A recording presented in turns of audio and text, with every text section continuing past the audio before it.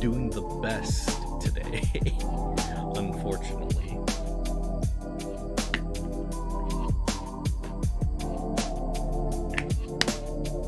And based on some stuff I'm hearing around the interwebs, it doesn't seem like YouTube's doing too hot either.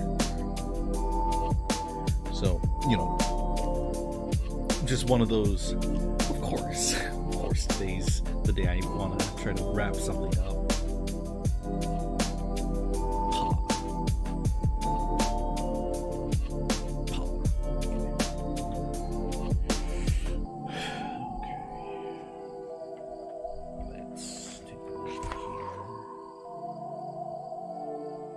The arms are a little bit more involved this time around.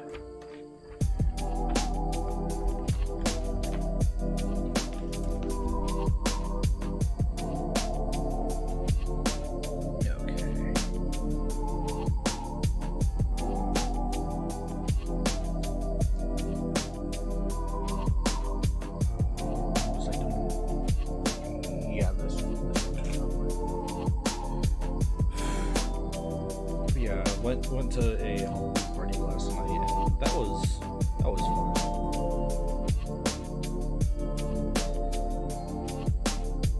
I'll worry about this one later. Those are hands. These are leg joints.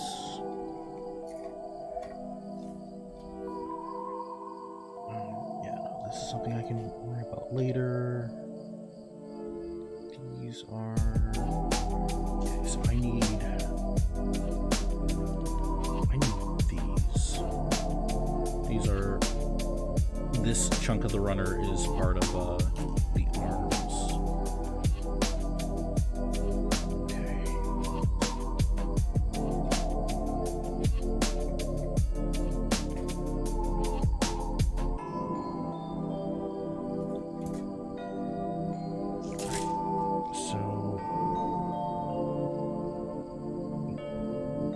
This should be for the arms.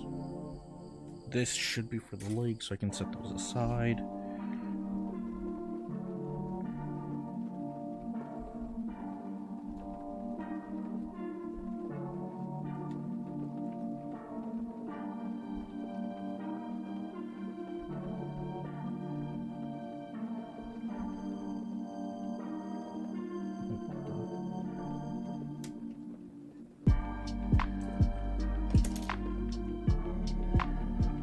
These are for the arms. Oh, that's fun.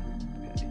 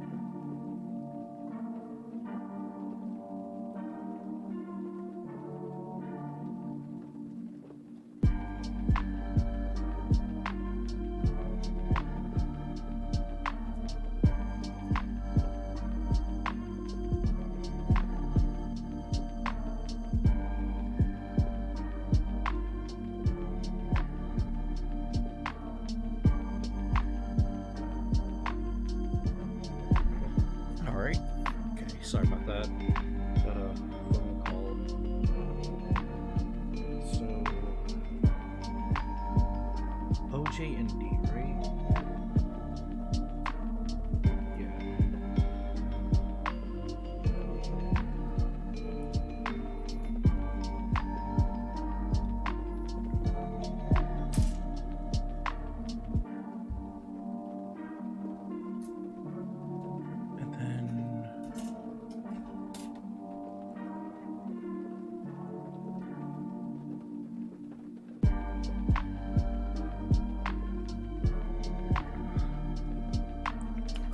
was OJ? OJ was this one. Okay.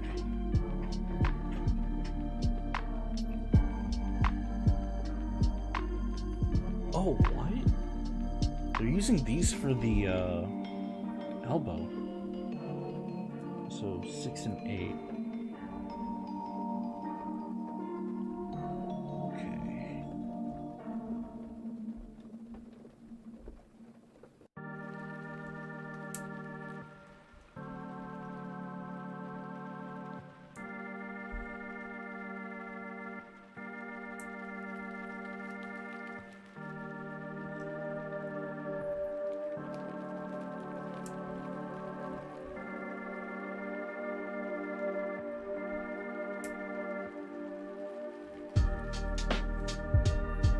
This is like a more durable plastic than like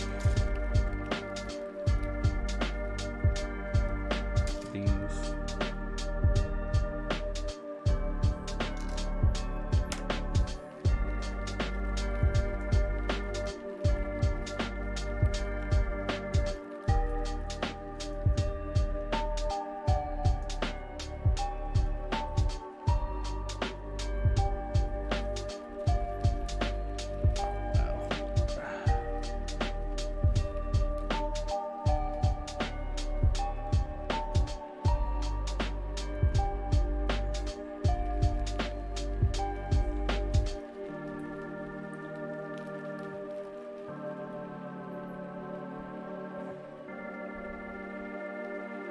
Oh man, okay.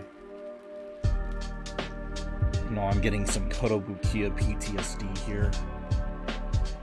Not that Kotobukiya is bad, it's just like, from my experience with them, their joints just love to like snap at the ring portion.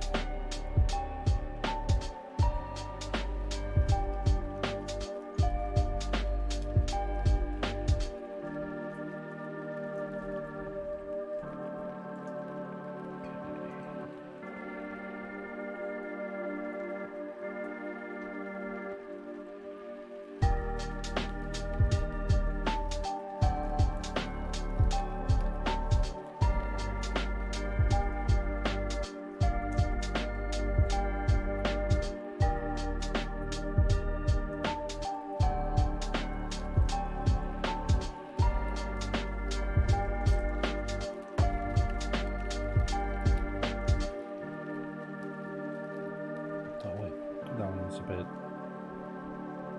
much.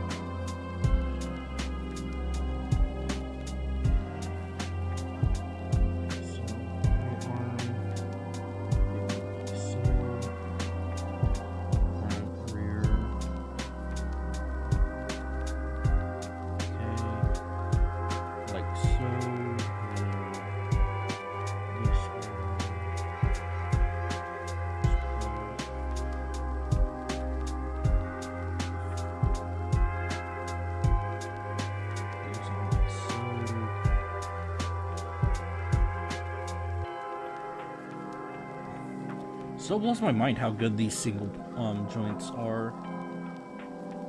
For like the longest time, online discourse was like, if it's not double jointed, it's not good. But they found a way to just let single joints be single joints and still have like relatively good articulation.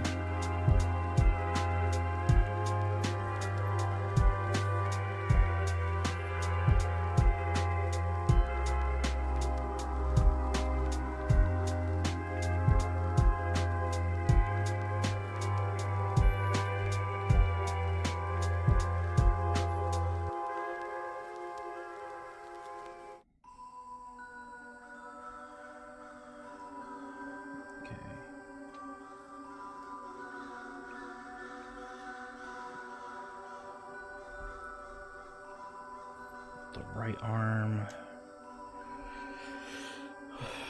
Might as well do the left at the same time.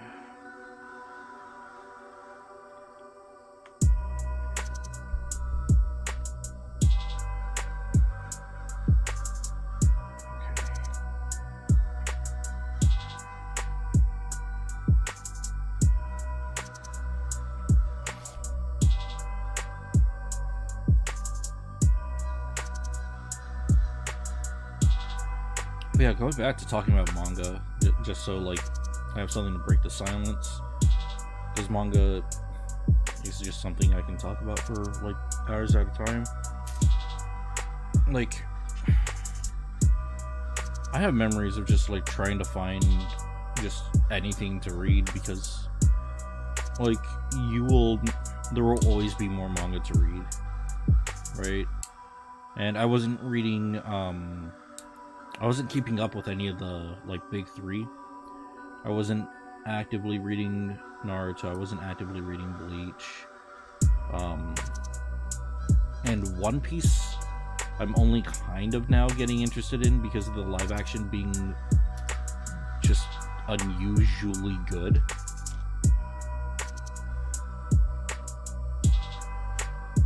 But yeah, no, like I would just kind of read whatever.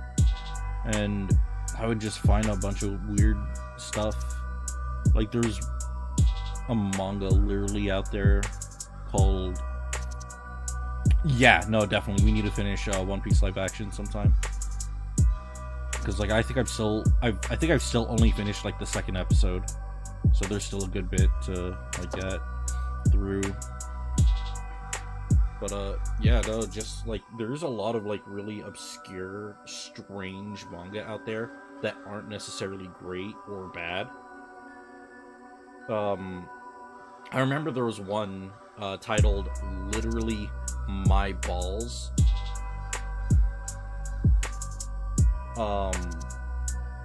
And essentially, like, a demon got sealed within this dude's, pardon my French, but like his testes, right? And so like if he were to ever achieve an orgasm, he would release the devil, and that whole manga is really wild.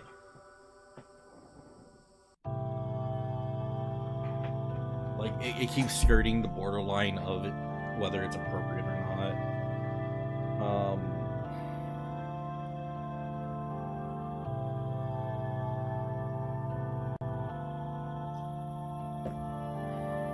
So like there's My Balls. There's one that I don't remember the name of, but it's a romance manga about a dude falling in love with his tapeworm. So like that whole meme of "Would you love me even if I was a worm" is like an actual manga premise from like years ago. And like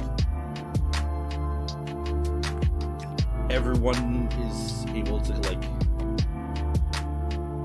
hallucinate and see her at the same time, because like she could project herself from the host, which is really strange. So like you have this tapeworm living in inside the main character's like stomach, but like everyone can see it as a cute anime girl and stuff.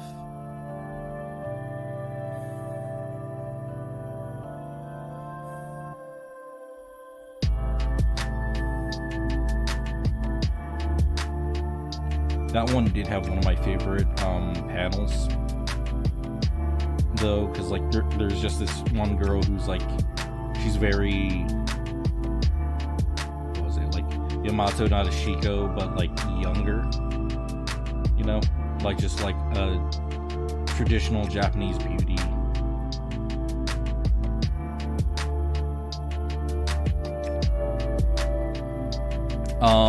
So Zrykin, what you're referring to is something called Saya no Uta, or Song of Saya.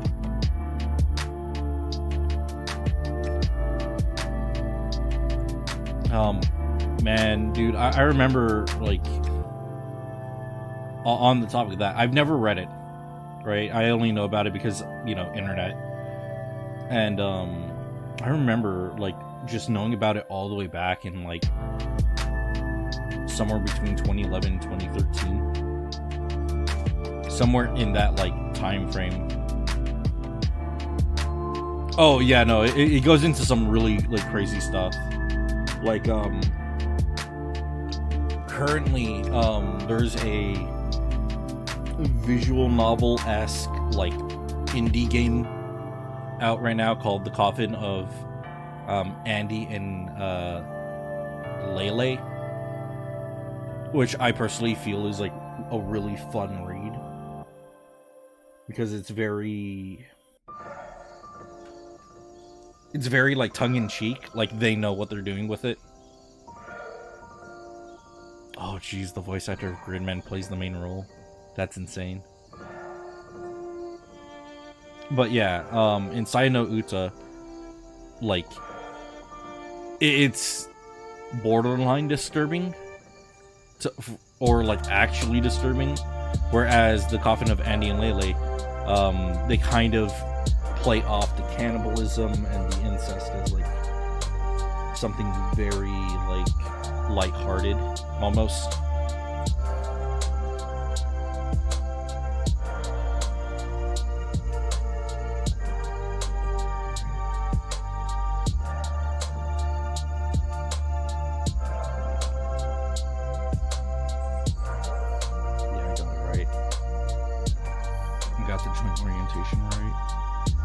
Back, this is the front.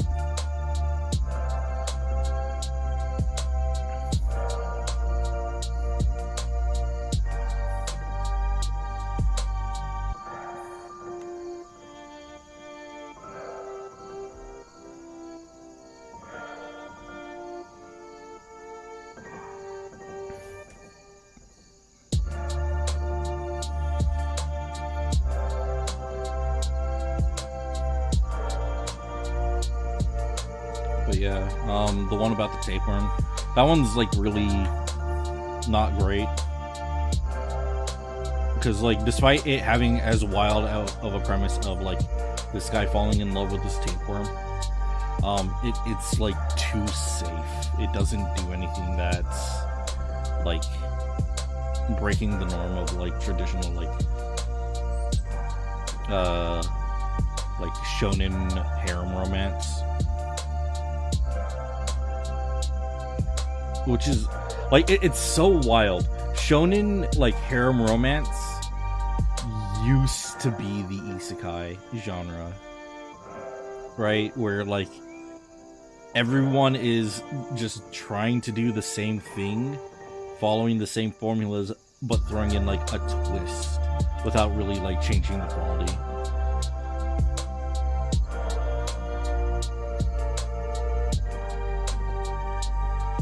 And then you got like deconstructions through like The World God Only Knows.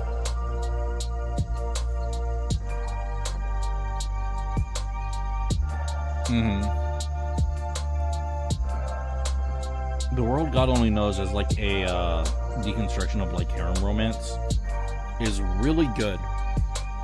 For those who aren't familiar with it, right? you have the main character, I believe his name was Kema, because it was supposed to like translate to night or something like that. But essentially the dude's all about like not necessarily eroge, but like he's all about the dating sims. Like he is a like documented like leaderboard like speed running kind of guy. So like he knows his shit about dating sims, right? But he doesn't know like anything about like actual like talking to like a person.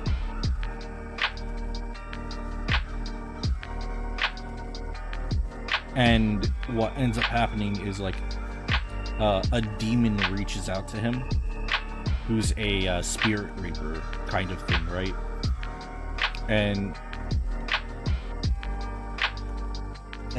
she kind of like tries to recruit him to help her, because a lot of like evil spirit demons have escaped hell and are essentially trying to hide themselves in the hearts of women, or in this case girls, whose like their hearts feel incomplete, right? Like there's a hole in their air quotes heart where they feel something is missing. And so he has to like romance them to make them kind of fall for him, so he can fill that void in their heart. And because he filled the void in their heart, the demons have nowhere to like stay, so they get forced out, and the Reaper can do their job and collect the evil spirits, you know? So like that's the premise, right? And it's hilarious because again, the guy doesn't communicate with people well, but he still like tries to do it anyways, because it's like the next step of you know, the eroge stuff, right? Or not the eroge, but like the dating sim stuff of like, well, I'm really good at this now, so why don't I just apply myself and try it with like actual girls?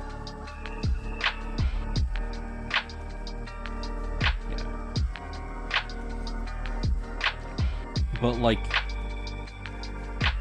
as he like does this, right, he kind of like slowly realized that what he's doing is really fucked up. Which one goes to 3, 5, 7? 3, 5, 7. Because like these girls are genuinely falling for him, but he doesn't feel the same way about them. And so, like, the hole that he's, air quote, filling in their hearts will only temporarily be, like, full. So, he kind of starts to, like, resent himself, actually.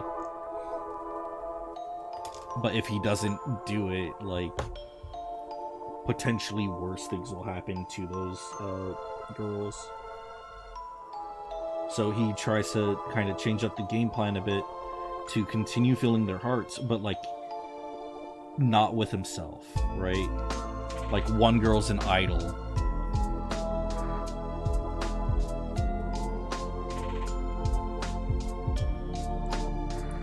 Yeah, the world God only knows. So the like one girl, like she's an idol, right?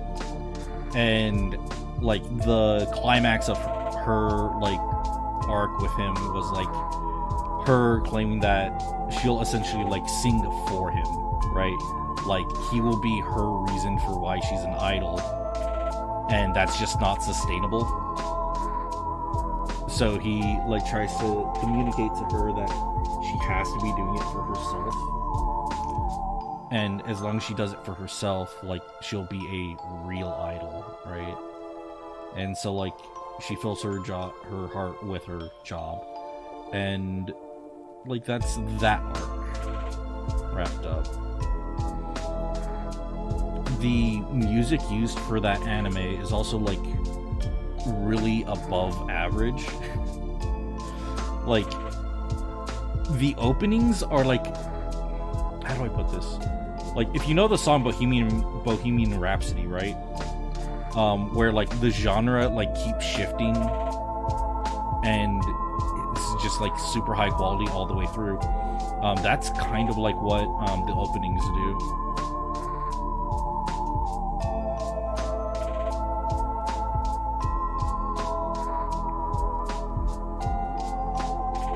But yeah, just to like wrap up that idea about like the world God only knows. The world God only knows was like a deconstruction of like harem romance manga,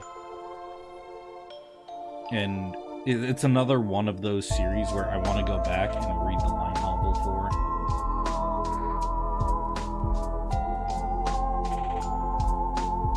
Because right now there's a lot of stuff that I want to read. I'm still, I am determined to eventually finish I Am 008, just because it's another work by the guy who did, what was it, Kenichi the Ultimate Disciple. And it also seems like a fun read. Alright, yo, I'm glad you liked Frankenfran, dude.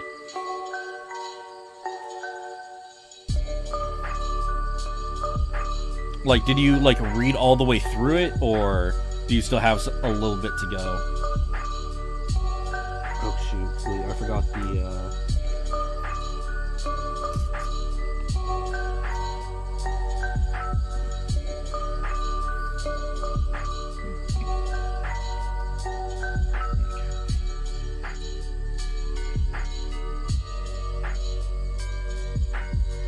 Because Frankenfran's good.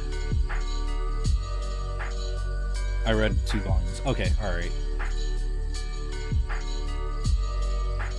There's a lot of really good stuff in Frankenfran.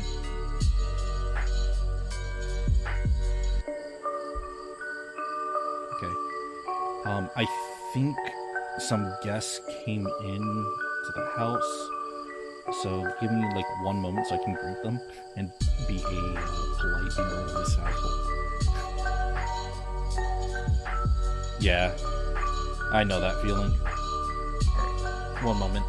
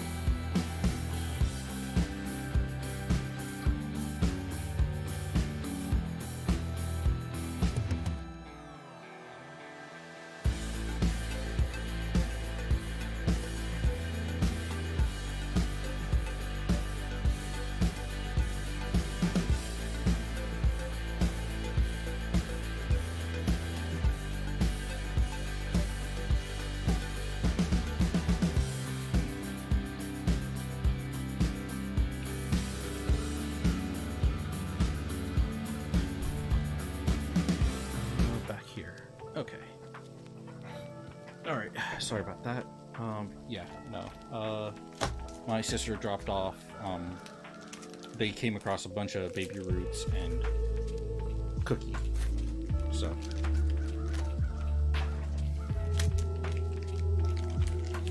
But yeah, oh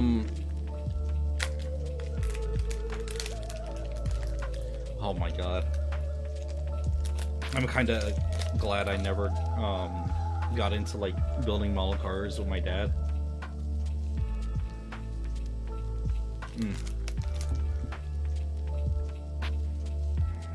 Are these normal billboards?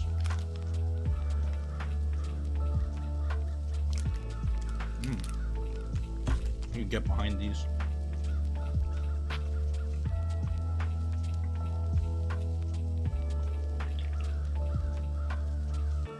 Alright.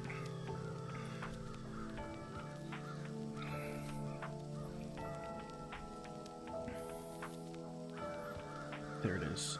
Alright. But yeah, wish I could share. Well,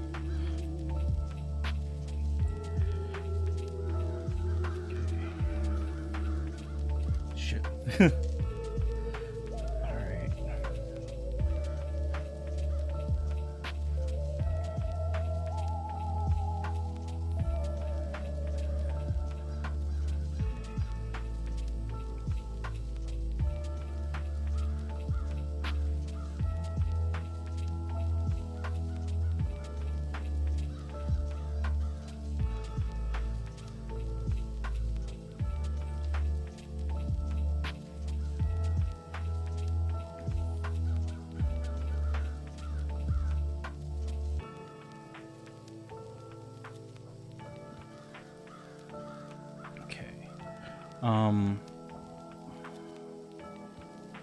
Trying to remember what I was talking about now.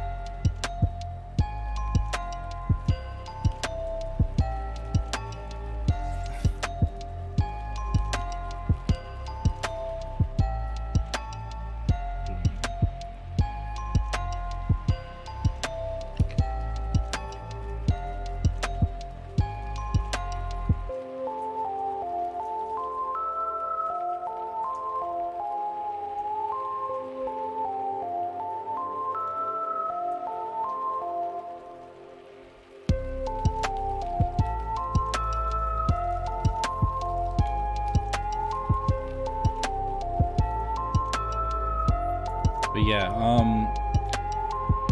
just thinking of like old manga that I really enjoyed.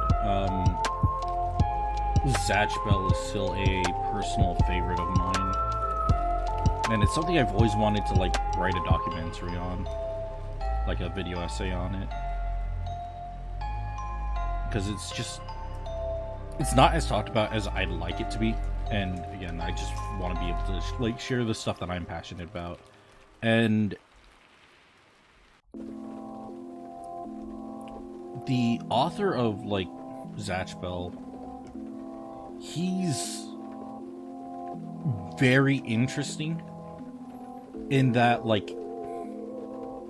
he's able to make you care about a character in the span of 2 chapters. Like, in the span of 2 chapters, you will care about that character and be sad that they're gone. So, like,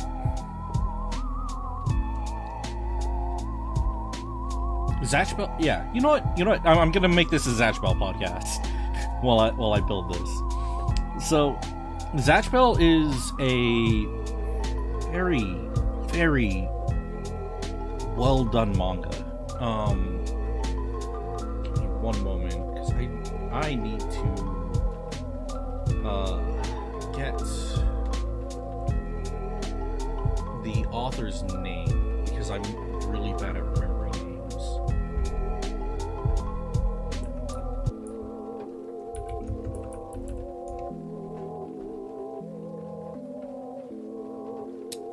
Makoto Raikou. So Makoto Raikou is probably one of my favorite mangakas.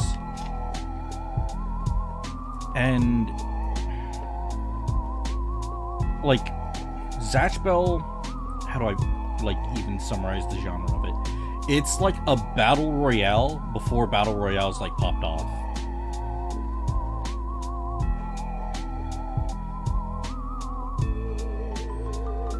Like a good while. The original like premise of Zatch Bell is every, I think, 1,000 years, 100 demon children are sent to the human world in a competition to see who will be the next demon king.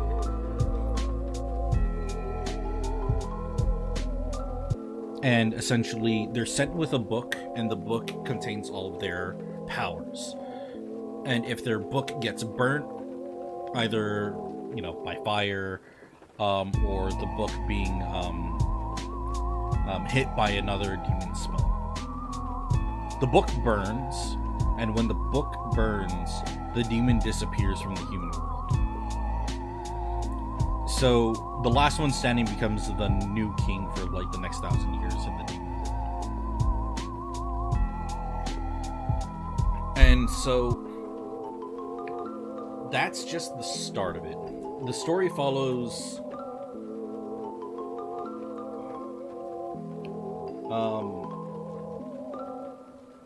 Takamine Kotomaru, I believe was his name. Or Kiyomaru. Takamine Kiyomaru, who is a genius. He was born a genius. He's very smart. And it starts with him like skipping class and just laying in his bed. And it's not, how do I put this? It's not that it's because he's lazy, he's really smart. In fact, he's so smart that he doesn't get along with his other classmates. He noticed it when he was like younger, that like at first like all the kids were like, wow, you're really smart, man, you're cool. And just like as time went on, like the fact that they didn't understand math as easily as him, the fact that he was advancing faster than them, really made them isolate him because of how different his like ability to intake information was compared to them. And it's because of that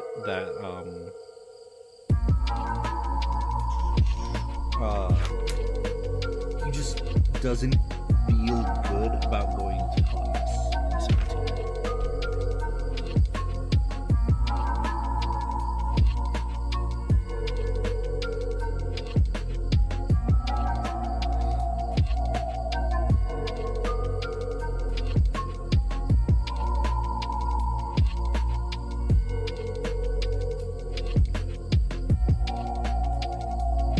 And while he's like laying there, just kind of like bummed out that he doesn't really have any friends, also angry and lashing out. Like his mother, God bless her soul, is like just this really sweet woman who wants to see him, you know, grow and make friends and whatnot.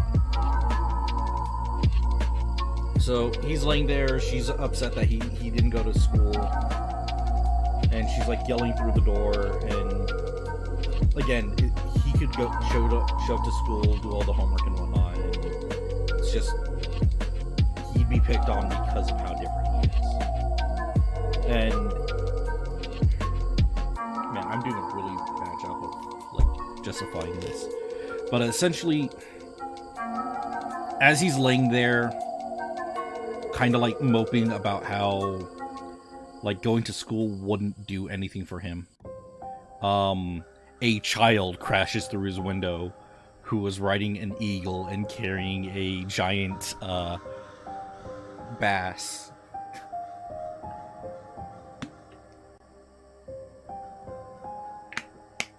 And that child only knows that his name is Zach. Zach does not have his memory. All he has is his book, that fish. Yeah. The book and the fish, essentially. And Kiyomaru's dad is like a researcher out in England. Kiyomaru's dad finds Zach kind of like all alone in the forest, takes the kid in, and then sends Zach to Japan to be with Kiyomaru because he heard that Kiyomaru just doesn't have any friends. So he sends Zach in hopes that Zach and Kiyomaru would become friends. And at first, Kiyomaru is just completely opposed to the idea. He's very shut off from others. And when he finally goes to school just to get away from Zach, there's only like one student who's kind of nice to him, and it's this girl that's in all rights kind of like a foil, an opposite to him, in that she's not bright, but she likes Kiyomaru because despite her not being bright, he does help her. He does give her the time of day, help her with understanding the schoolwork and whatnot.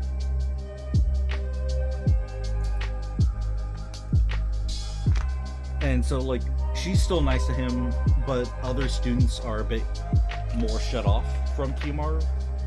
And it's not that it's because, like,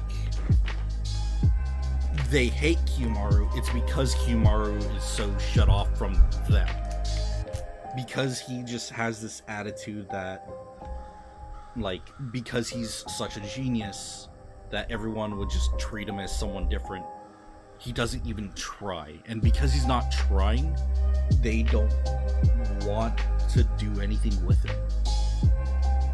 And it's this, like, setting where Zach, like, sneaks his way onto the school campus, kind of to bother, like, kind of mainly to bother Kiyomaru, but also to just kind of keep up that deal he made with Kiyomaru's dad to be his friend, where Zach actually helps Kiyomaru deal with a bully who's kind of only a bully because of, like, Kiyomaru's, like, a bit of, like, a self, like, condescending attitude.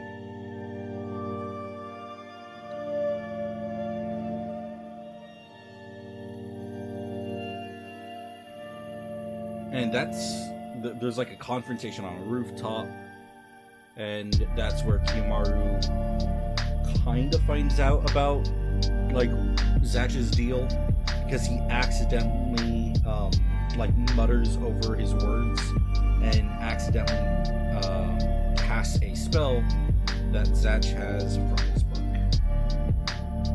causing Zatch to shoot lightning from his mouth. And Zatch at that moment doesn't know what happened.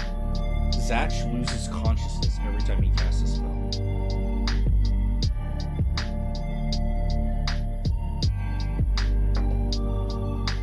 And that's kind of like how that story starts off.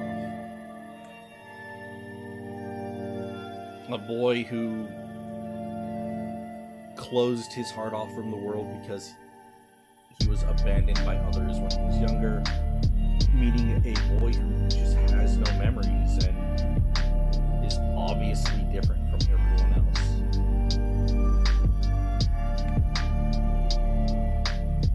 Like, they foil each other really well. And the writing of Raikou is just so compelling.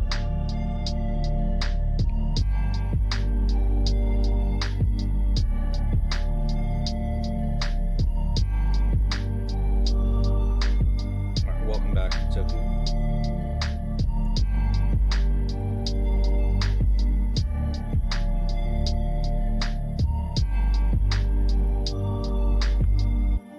Zatch Bell's like I think it's a 300 chapter manga. It's like 314 chapters if I remember correctly, something like that. And it's a manga that I've read through, I think 4 times, just because of how much I like it.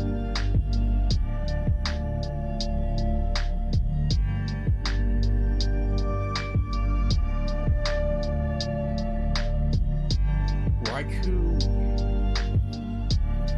Zatch Bell. Sorry. In America, it's like Zatch Bell, Z-A-T-C-H. The original is like Gash Bell, like G-A-S-H, right? There's like a few reasons for like why they went with the Zatch instead of Gash. Gash apparently is a slang term in Britain for a woman's genitals or something like that. I'm not 100% sure about that. That's something I heard.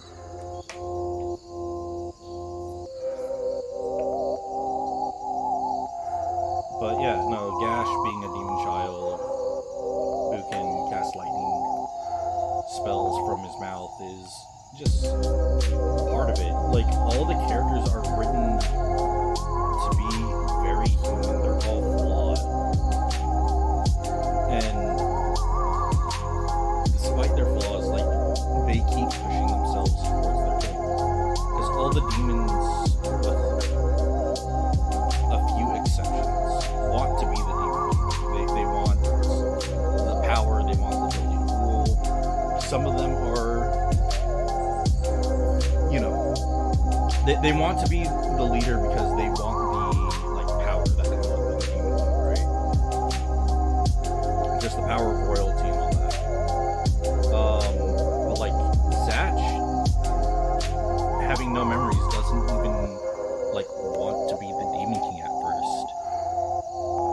It's not until he runs into another demon who doesn't want anything to do with the fight that he kind of finds his determination and his goal to become what he was asked to become, which was a kind king. Someone who wouldn't force cruel battles on people who weren't willing to fight for the position of king.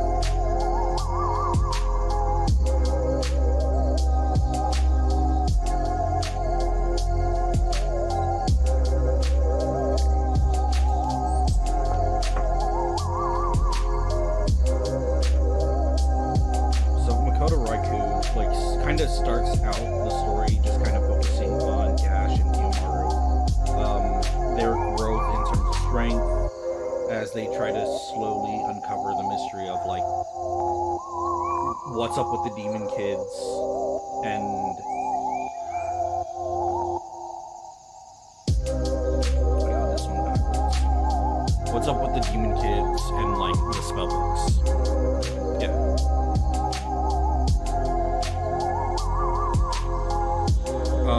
Zatch Bell. So 314-ish chapters. Very good story. If you're sentimental, you're a sentimental person. There's a lot of value there in terms of like having really good emotional moments.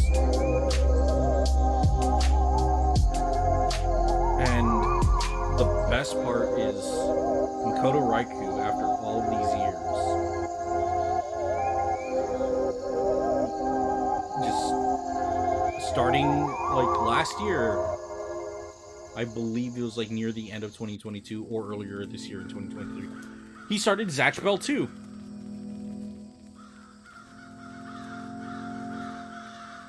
And Zatch Bell 2 is like one of the best manga I can't talk to anyone about. And I can't recommend it to people because like part of what makes Zatch Bell 2 so mind-blowingly good is like writing aspects that reflect Zatch Bell 1, the original.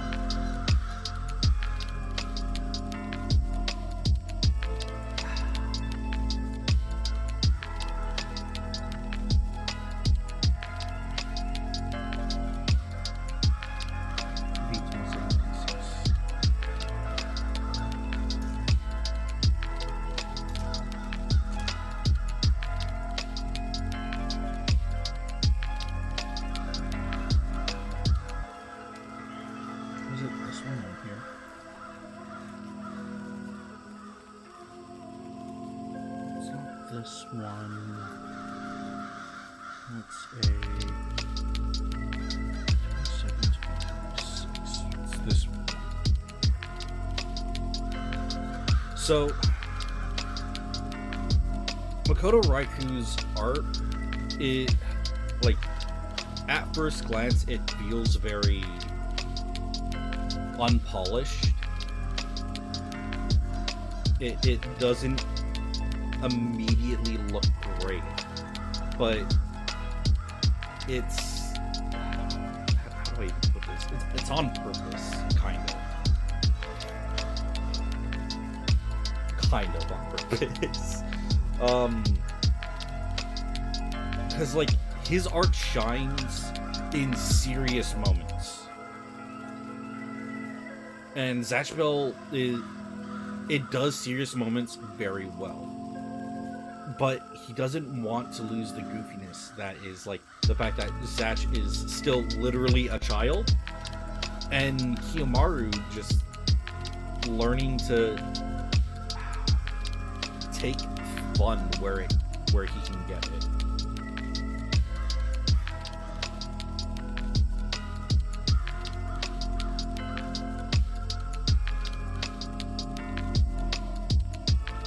And if you were to like look at Zatch Bell 2, like it's a monthly serialized manga, so like you'll roughly get a chapter a month, which like it's slow to update, but for Raikou it's perfect because he gets to just spend the time doing what he wants with the story, with the art and all that stuff.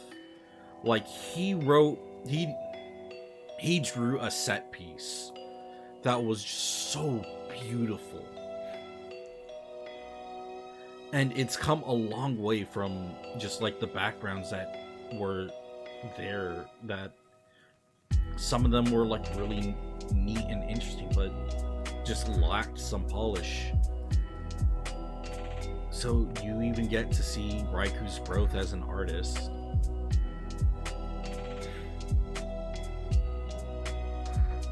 and like some of the story writing, like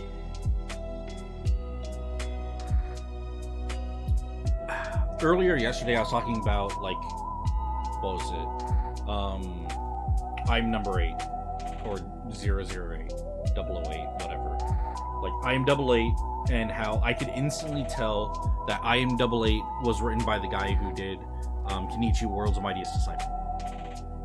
Right? And that's the kind of attitude and like feeling you get from Zatch and Zatch Bell 2. Like, it's not about just like, oh, it's the characters I remember. It's just how it's written. And Zatch Bell 2 is like a love letter to Zatch Bell 1. And seeing characters come back after a time skip for a sequel and having to rediscover their power because of story beats and story elements is just really nice. Some of the character reunions are just so perfect.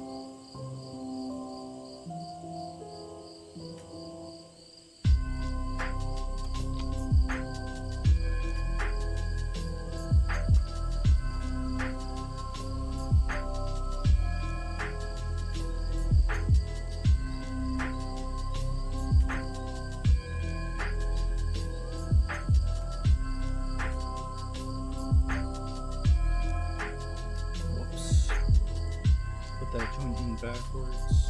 That's what that looked off.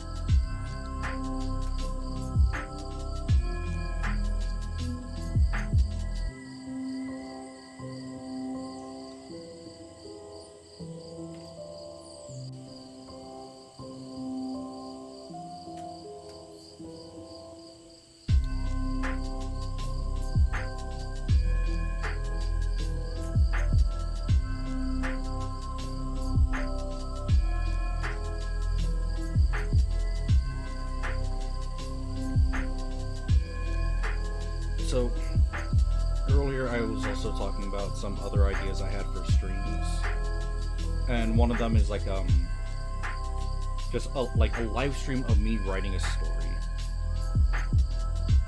because I have a few stories in mind that I want to explore, but exploring them on stream where like I list off story elements, some of the rules of the universe of the story that it takes place in, and all that stuff. Like, for example, I wanted to write a story that takes place after a magical apocalypse, right? So, like, you have, like, post-apocalyptic stories where, like, you know, the nuke's dropped is, like, a plot point of the world. And because of that, like, everything's irradiated. You have, like, in terms of, like, Fallout, like, you have the rad ghouls and all that stuff. But, like, I wanted to make one about a magical apocalypse, right, in a modern like world. And so I have like 3 stories that have to do with the build up to the magical apocalypse, right? Not necessarily like you get to see the thing happen at the end of the story, but circumstances that kind of built up to that. The idea I had for what was initially I titled the project like The Sun Whispers, because if you haven't heard it, the sun does make a noise. It is fucking creepy. And so I wanted to make a story kind of like reflecting just that idea that the sun makes a noise and it's unsettling, right? And so I wanted to have a like prequel kind of a thing that would lead up to all of that, and I have like 3 scenarios that have to do with it. So the main idea I had for like the apocalypse is these cults set up magic circles around small towns in 3 different like 6 different locations, right? 3 of which are stories. The other 3 are 3 of those locations have stories written around them. The other 3 do not. And essentially it is through the magic of those town circles creating a larger magic circle, essentially, led to the summoning of a giant demon.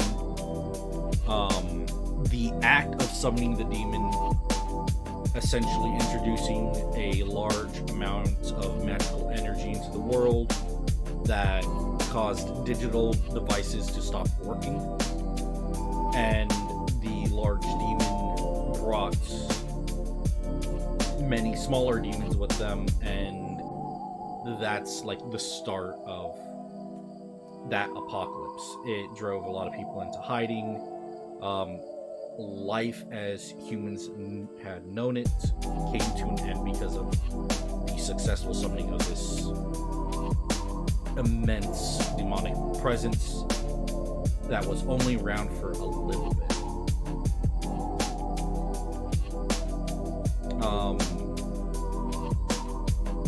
Nice.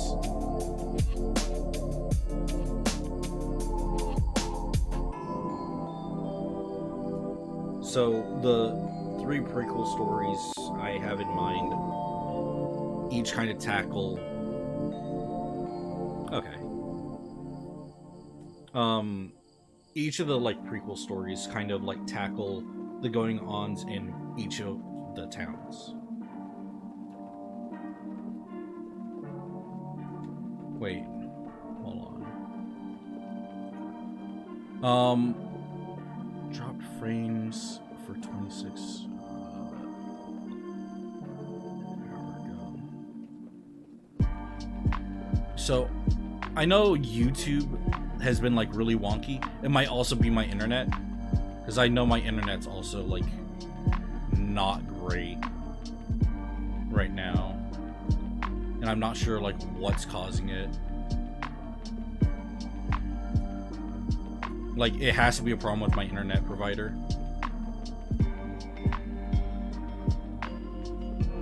So like at some point I'm gonna need to check. Oh really?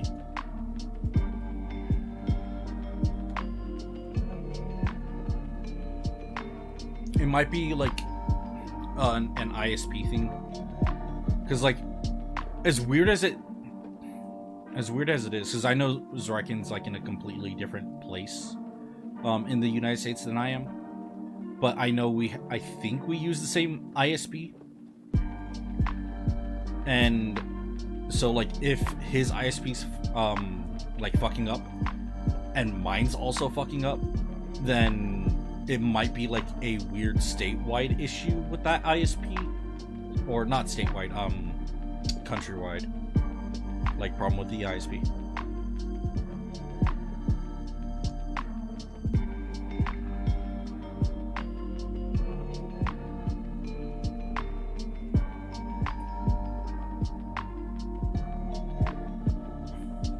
But yeah, hopefully the VOD isn't too like awful.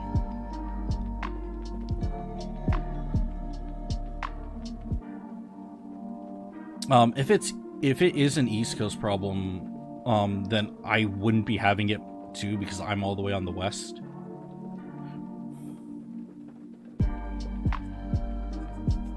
So I'm not too sure. I know that YouTube's also having problems for some reason. There were multiple content creators that were streaming today that were talking about it.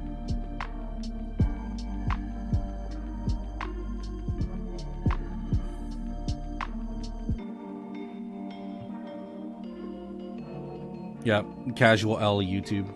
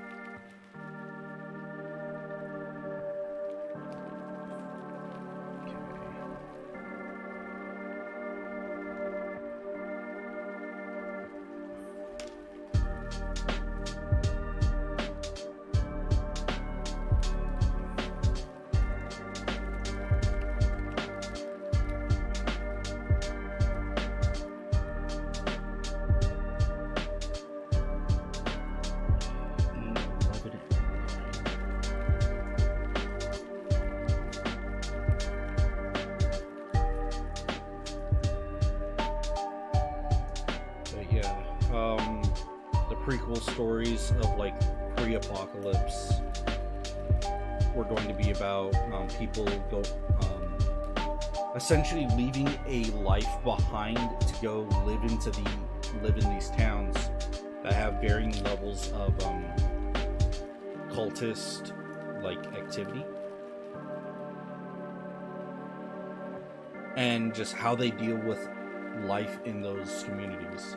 Because one of my favorite like storytelling things is you introduce a town and the town is filled with characters, right?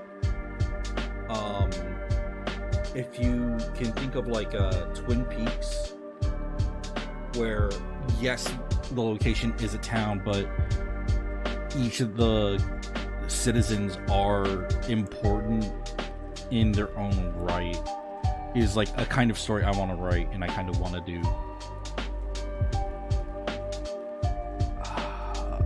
Kinda, I think. Yeah, kind of like Gravity Falls, right? Where like each of the characters in the towns, in the respective towns, are their own characters, and you get a glimpse of that in each of the stories before the apocalypse. That kind of takes a lot of that stuff away.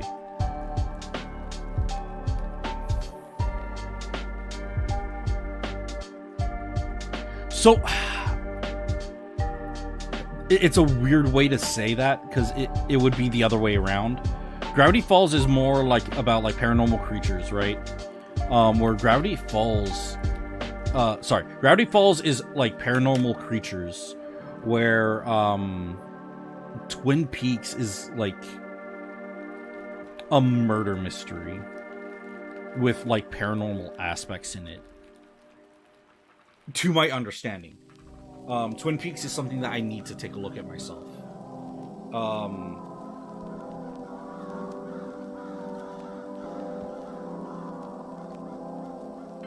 But I had some ideas for some characters. Because again, like, I want each character to have left something behind to go to those towns, with the exception of one of the towns.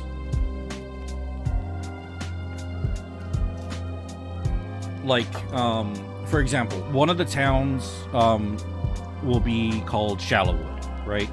And Shallowwood, of the 3 towns for the stories that I want to write stories about, would be the, relatively speaking, most normal, with the least amount of like cult involvement. Shallowwood would be like a very isolated mountain town that's just kind of there. There's like one school in the community, and that one's gonna be a bit more of like a teen drama in terms of what that story's supposed to be like. And for that one, the story kind of kicks off when not just the main character, because the main character for Shallowwood, essentially, like, her and her father moved to Shallowwood to get away from essentially the haunting image of a ex-wife and not an ex-wife, but like a wife who had passed and a mother who is gone, right? And so like their apartment, their home at the time, has pictures of the mother, and while they love the mother and they miss her drastically, the image of her is just plastered all over the place, and it's haunting for them. So they need a new place to start over, so they move to Shallowwood. And everything at Shallowwood would start normal, right? But then another new family comes in, and that family will be tied to the cultists. Or maybe the cultists arrived just before them, and they're the other new family, right? So Shallowwood wouldn't be as cult inclined, but maybe over time, the parents of that family garner more supporters, right? And that will be in contrast to, I think the other one I was thinking, because like town names are hard. Another town was like Star Row,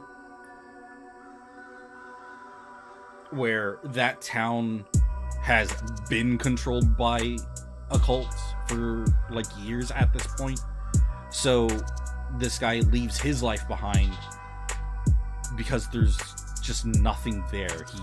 He feels empty, right? He completed high school. He doesn't have any like local friends. Like, he completed college, and there's just nothing going for him in that town that he lives in. So he kind of like just tries to start over in this new town that is home to a cult. Yeah. And then as he like lives in that town, just like some of the people there just feel off, and the story just continues as you start to learn more about the other cult members in that town and what they left behind to be there. That would be Star Row.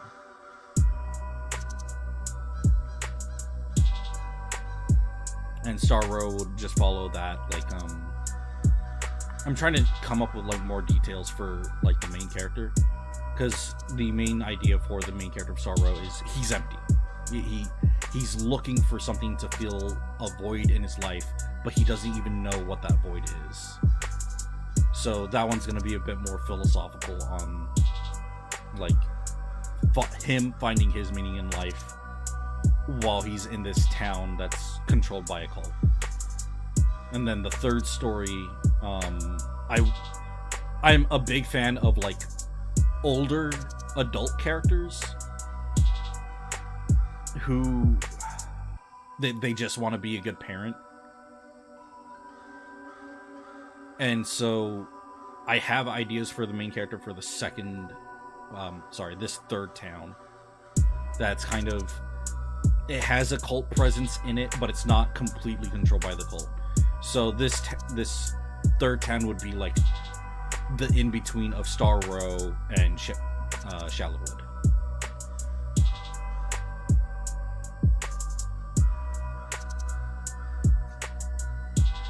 Like, I've been thinking about that story, these 3 stories, quite a bit.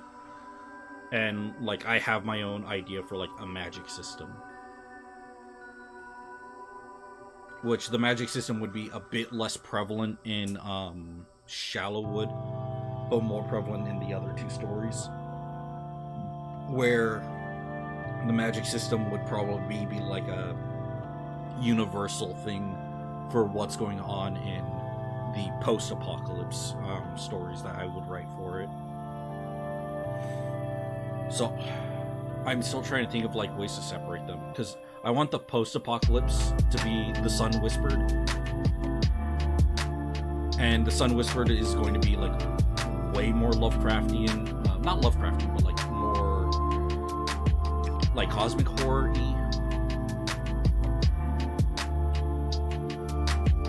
Where what's going on in the stories of like Shallowwood, Star Row, and the third town that I can't remember the name of right now, are more just like a cult with like demons and like maybe forming contracts with demons.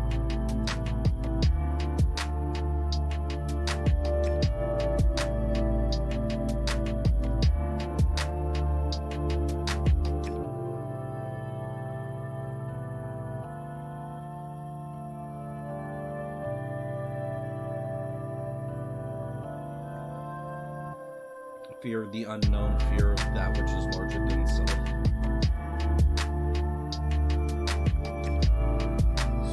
Which one's 10?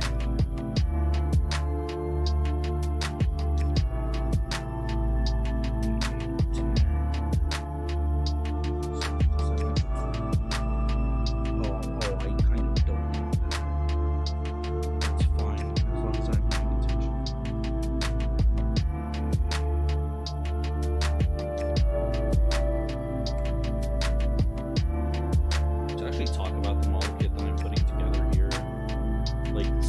Some of the new tooling for 30-minute systems is very nice.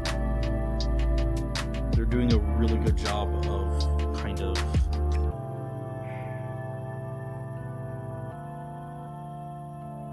how do I put it? Like hiding details that you normally wouldn't want. Like a lot of these other kits would have you like sandwich the thigh pieces together. But like this is like a thigh housing for all the joints, so all you have to really worry about are the mold lines and the nut marks, which is a lot easier to clean up and hide than a literal like seam line from sandwiching 2 parts together.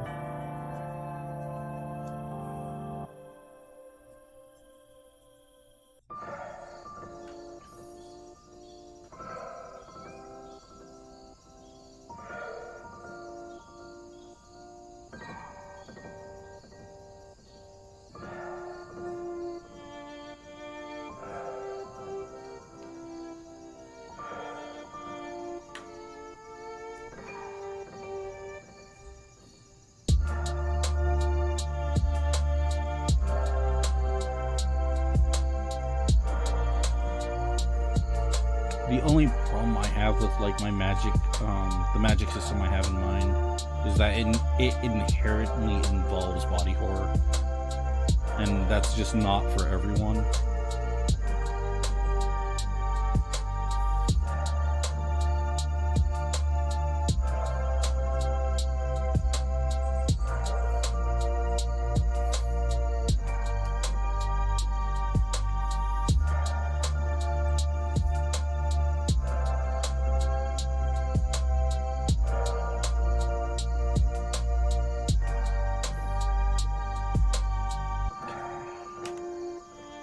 So how do they want this? So they want me to have this.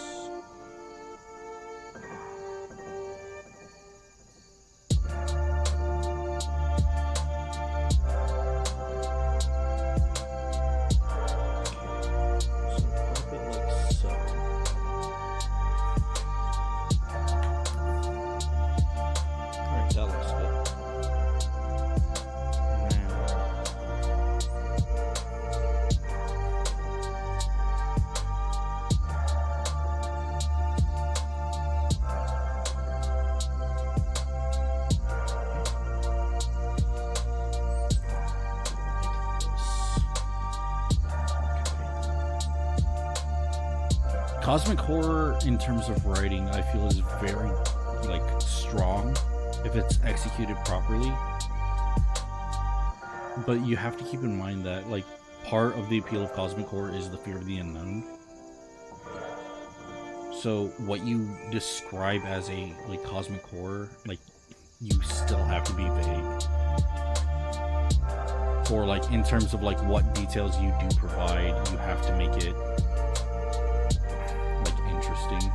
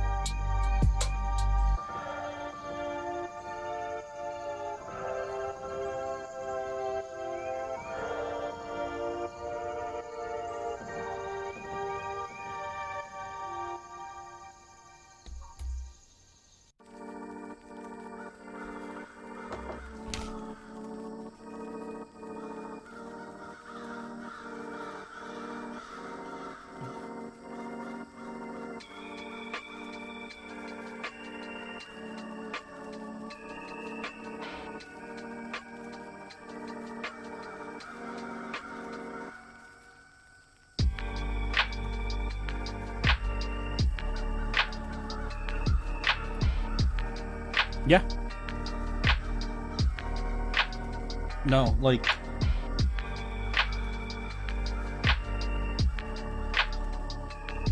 How do I even, like, describe it? Like... Body horror, and the like. It's...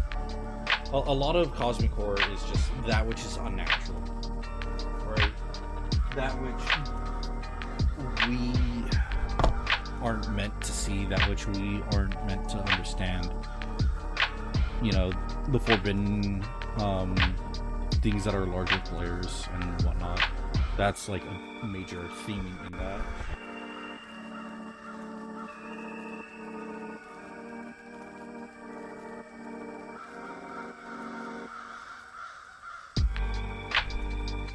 And then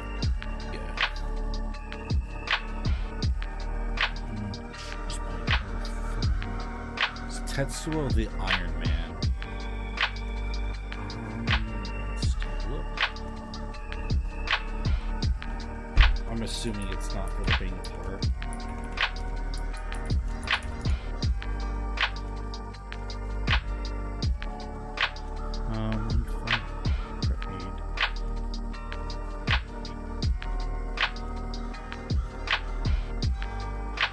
Oh yeah, no.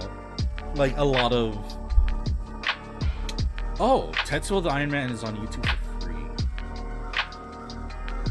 Alright, okay, yeah.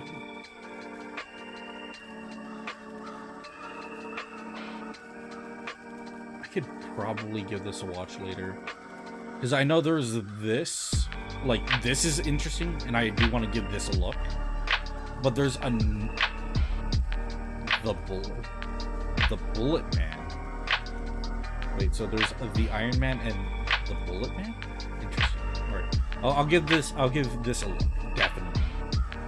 Because there's this, and I know Zrykin was telling me about what was it called? A claymation horror thing that seems super interesting. Claymation is like one of my favorite what was it called? Claymation is one of my favorite forms of like media animation that just doesn't see as much like play anymore.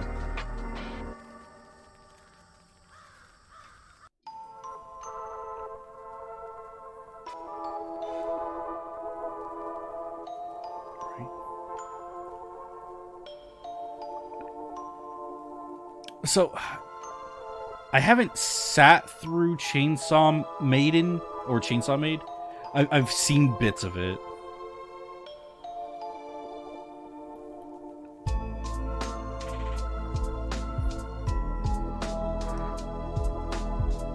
Like, it is a thing I know that exists.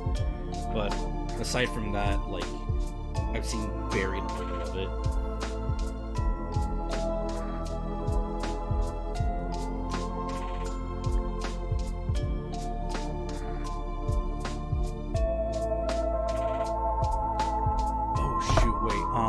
Does remind me, Chainsaw Maid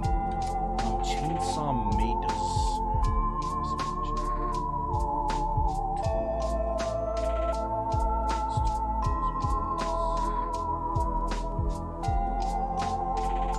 Oh shoot! Wait, I was using the wrong sanding sponge. Uh-oh.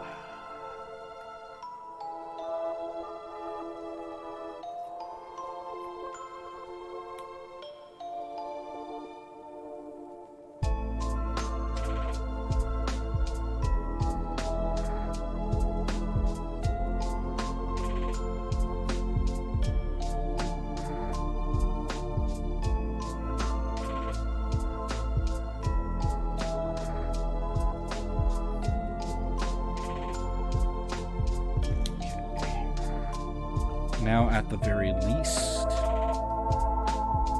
I can at least say I got her standing.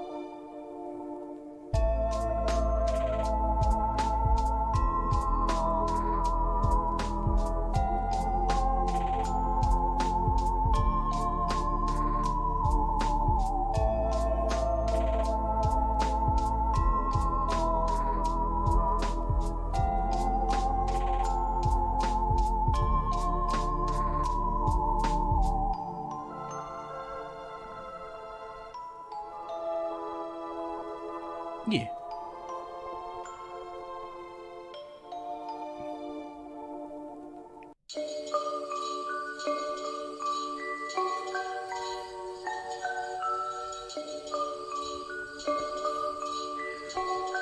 Yo, sup, Ancient Arc.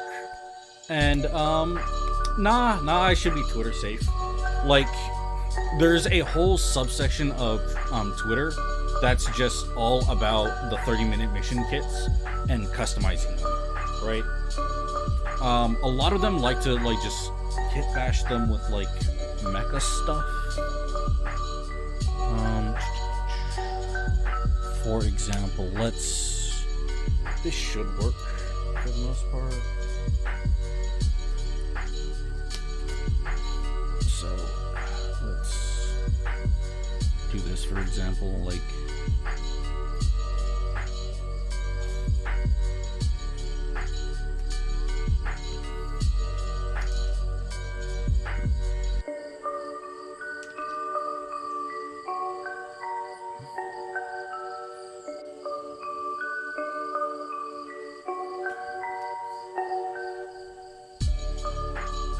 like 30-minute mission does a really good job. Yeah. No, like I know, I do know where you're coming from, like as a joke, but like, yeah, no. Petite women exist too. Petite erasure is just really rough.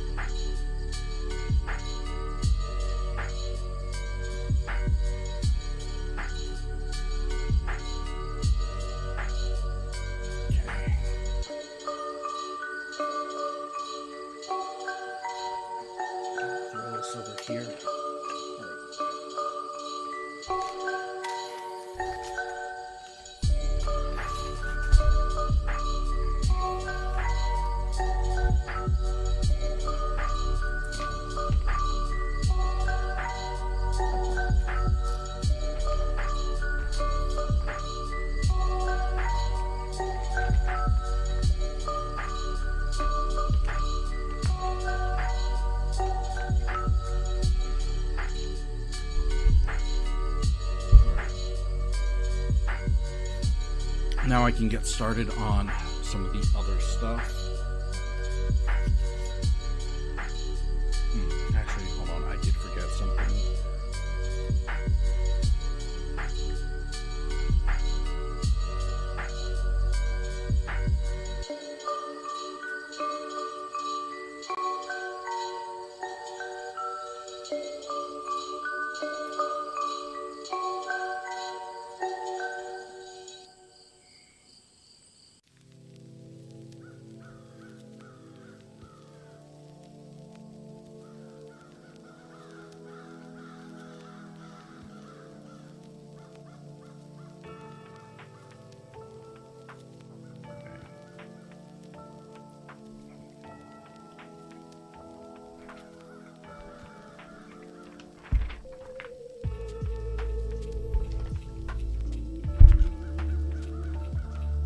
Like, I completely agree that flat chests are a status symbol.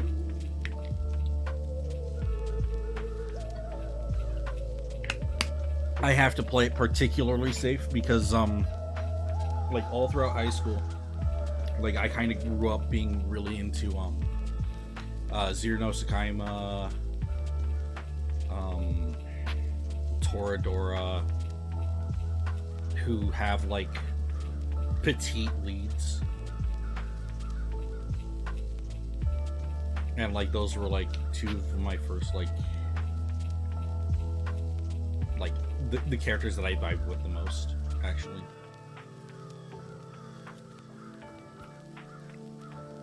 Okay.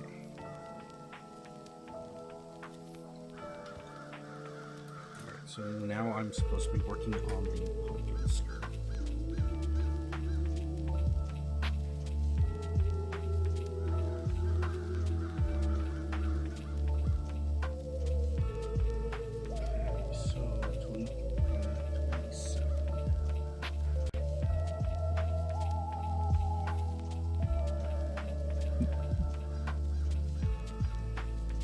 Wait, really? 23, 27.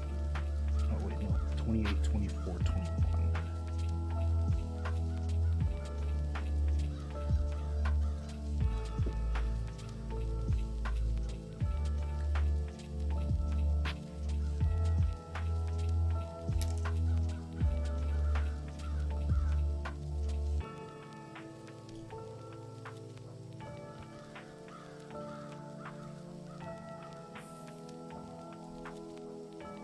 Yeah, no, I'm really looking forward to what was it called? Because again, like, I'm only like 2 episodes into Netflix, and those 2 episodes were like a lot of what I remember from watching Netflix on 4Kids. So I'm stoked.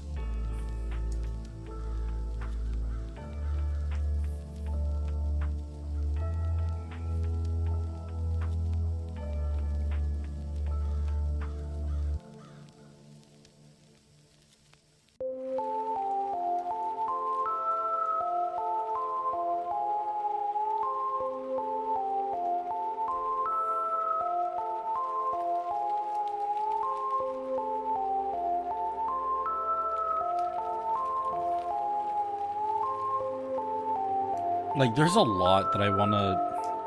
Because I'm also thinking of, like, reading through One Piece. But at the same time, like, I'm currently also thinking about reading through Bleach.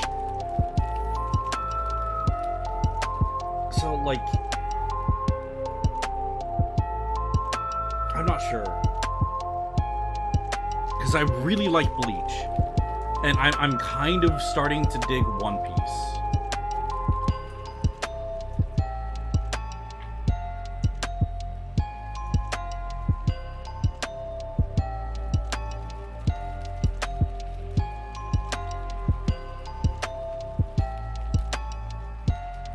Berserk is also on my... Actually...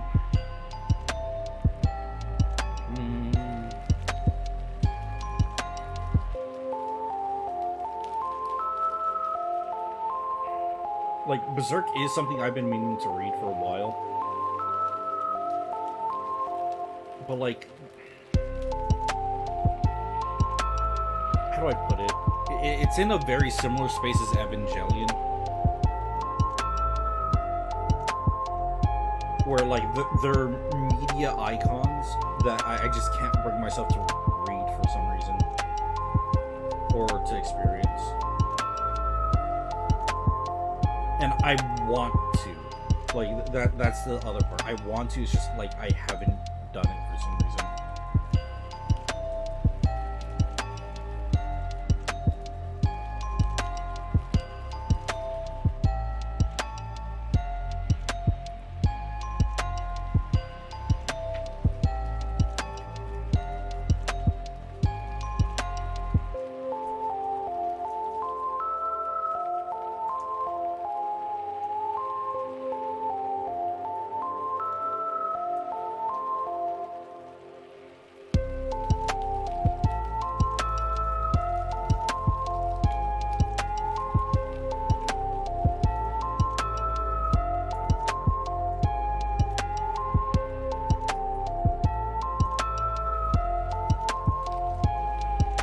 Oh, I'm fully aware of, like, Berserk. I'm fully aware of Berserk. One of my favorite content creators, who is, like, one of the main reasons why I want to do video essays, is Super Eye Patch Wolf. Super Eye Patch Wolf, I feel like he could talk about anything and he would have my full attention. And he did do a video on, like, why you should still read Berserk even if God bless the author isn't around anymore.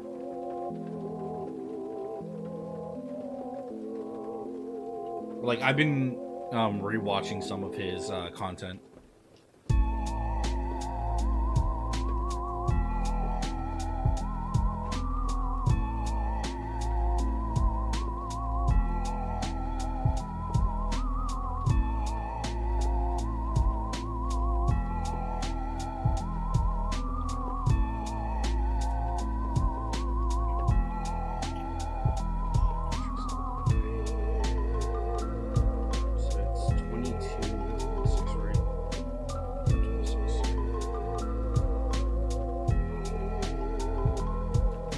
Yeah, Fear and Hunger is a really good video.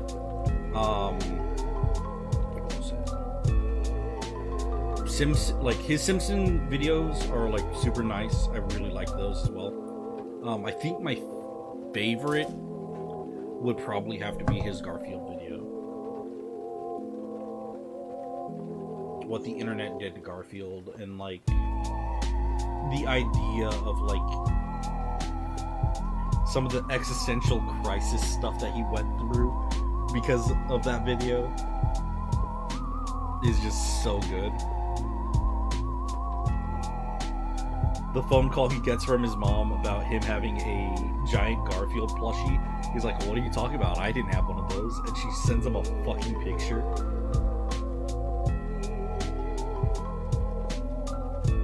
So beautiful.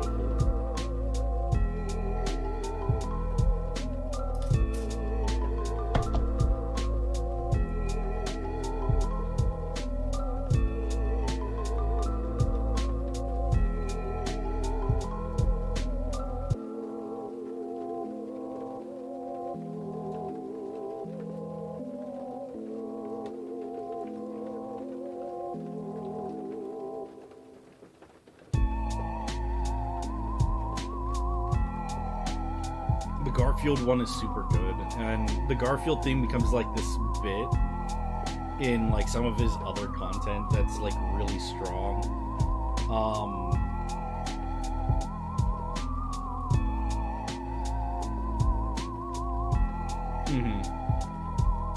Finding a balance between, like, personal nitpicks and, like, things that you genuinely feel were done good is probably something that I'll need to kind of figure out.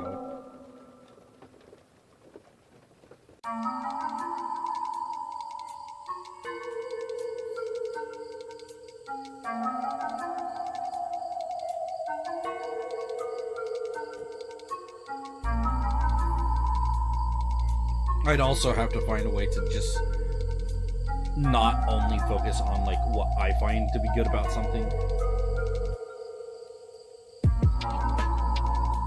Well, I don't know.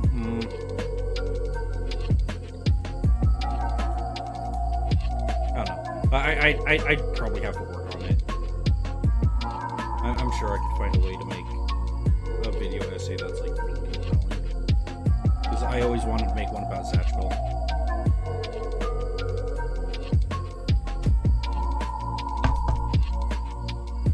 Because like Zatchville does a lot of things that are like really neat and really impressive for its time.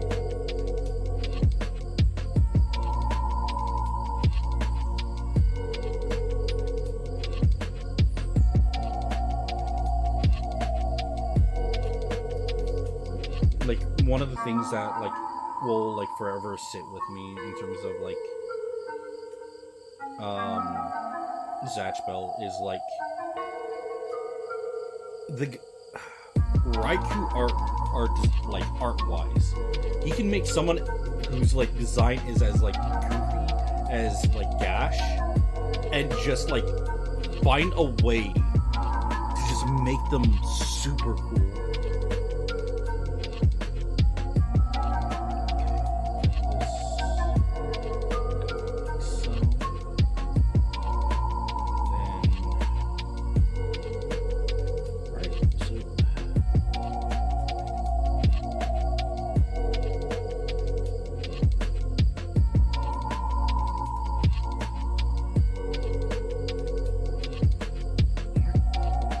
Skirt now.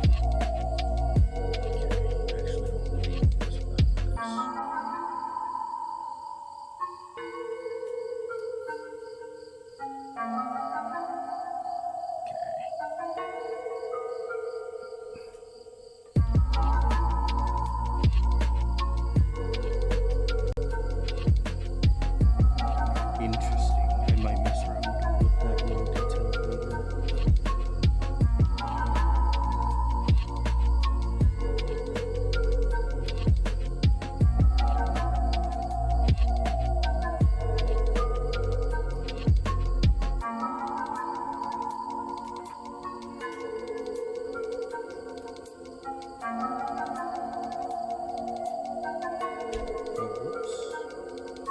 Almost forgot to clean up a nub from this part.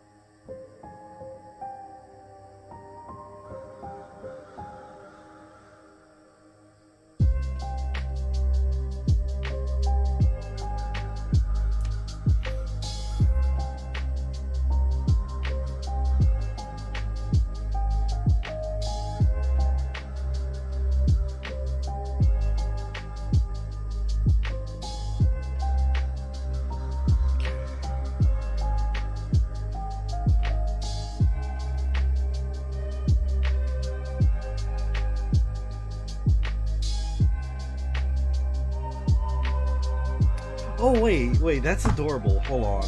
Wait a minute. I just noticed this about the manual.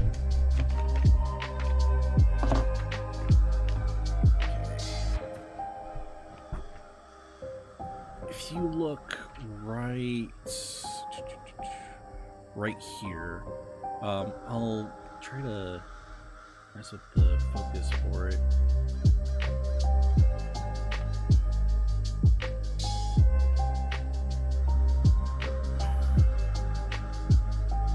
Like, they have a little illustration of like a chibi ILSHANA just being like, no, the base is complete. That's so cute.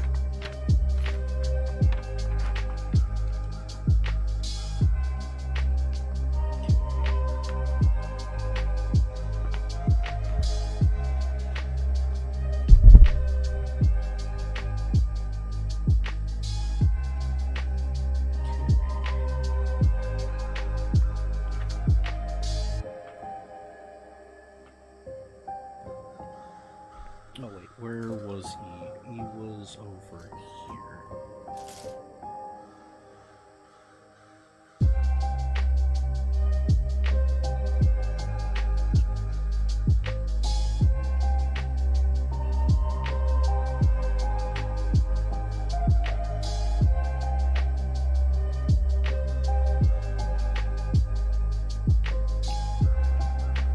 Dude, I used to like back in high school, weeb like was a term that I found like actively offensive. And like in hindsight, it's actually for a very like the reason I found it offensive would have been considered like very weeb thing. Actually, boom. Yeah, exactly. So like that was exactly it. I consider myself an otaku, right? So being called a weeb was like a major insult because I was an otaku, which as an explanation is one of the like weebiest ways to like kind of rationalize it, right? But like it's because I knew actual weebs, right? Okay, for framing, in high school, every lunch period, I was in the school library playing Yu-Gi-Oh! With like some other guys, right? And by guys, I mean like other students, because we had some female Yu-Gi-Oh! Players actually. And what was wild about that was like there were these kids that like also these other students that went to the school library, and all they cared about was like anime, and those people were like really rough to be around. Like how do I describe this? Like I always point to like the same person because it's a very prolific. Is like this one student showed up to school unironically wearing the Akatsuki robes. Just on a normal day, just rocking the Akatsuki robes. Now, there was another kid who wore a straw hat to school because he was a One Piece fan, right? But like, culturally speaking, it's not bad because like it's real hot where we live and dry. So like a straw hat to keep the sun off of you, oh yeah, no one's gonna bat an eye at that, right? But like straight up wearing the Akatsuki robes in like 90-degree Fahrenheit to like 110-degree Fahrenheit weather, what the fuck? Yeah, like straw hats aren't like actively like noticeable, right? But yeah, so like that was like something that was like a major like thing that like also made it to where like when you said I was when people would say call me a weeb, like I would think to those people, right? Because that girl, I had this one interaction, right? During like my senior year of high school, right? Like I just had this weird like it was like a weird like urge to just start drawing, right? Just for no reason, I just wanted to like teach myself how to draw. So like I would try to like copy images without like tracing as like a way to just teach myself like lines and stuff, right?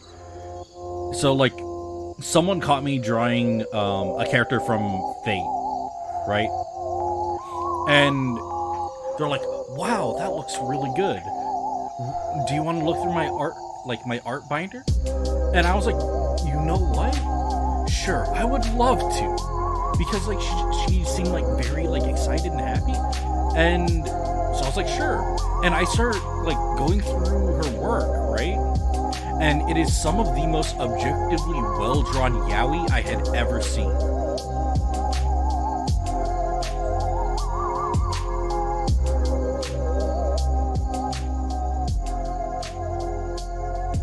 Like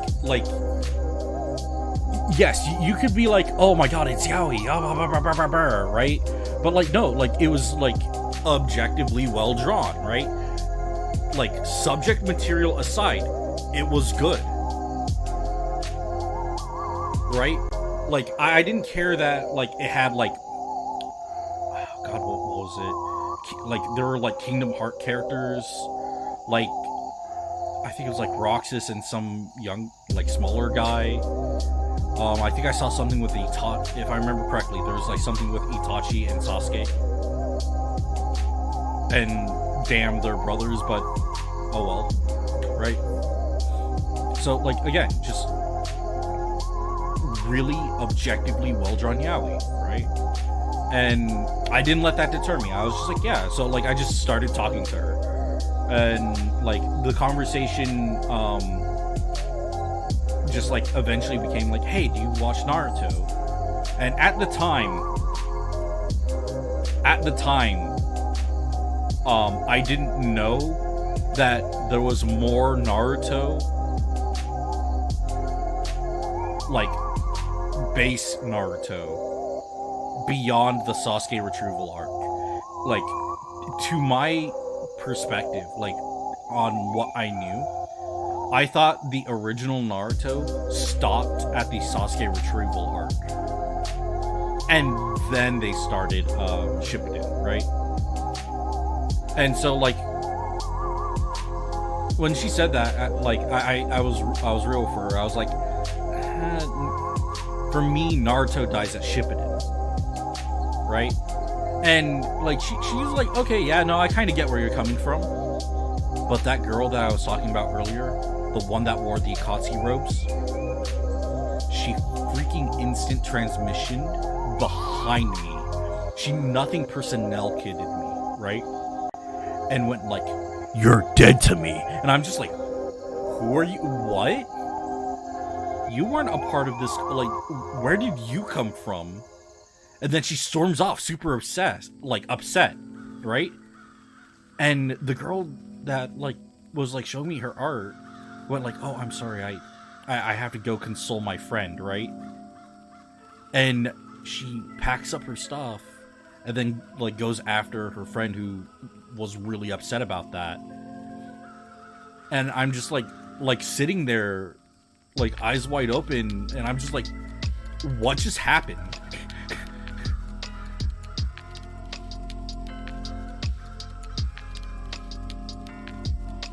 So like for me, I like Naruto as a like coming of age story, right? Like there's certain like little story elements there that are, in my opinion, like really nice, right? You have this kid who like he doesn't have anyone in his family, right? He's a, technically speaking, Naruto's an orphan, right? And so like the only person he really has a bond with is his teacher. Like the teacher's the only person who like gives him the time of day. And so like of course Naruto, like from like chapter 1 and stuff, like he acts out because he wants attention that he's not getting because he doesn't have parents, right? So like stuff like that, like I got behind. Like that was some good like story, like character stuff, right? And the whole thing about him wanting to be the village leader, him wanting, like, that's all like something I felt was like very, like, not awful, right?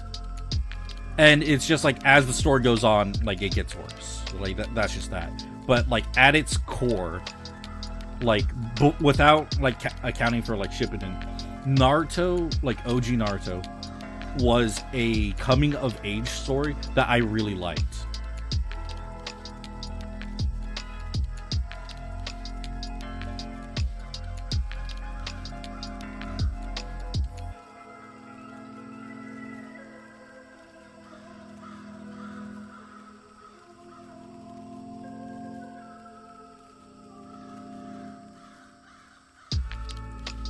Fair.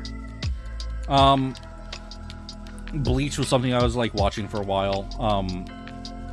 I lost track of Bleach like really fast though. Like after the Soul Society arc, I had no clue. Like that's where my experience with Bleach kind of ended.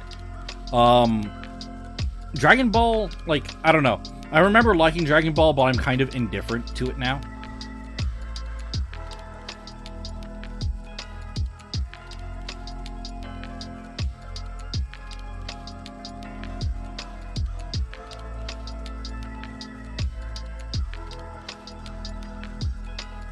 Yeah, so, I don't know. Like, I think back to that, and I'm like, damn, that yaoi girl would have been, like, really cool to have as a friend. Like, actually. But that person, like, they never talked to me again after that. Which I feel is, like, very unfortunate.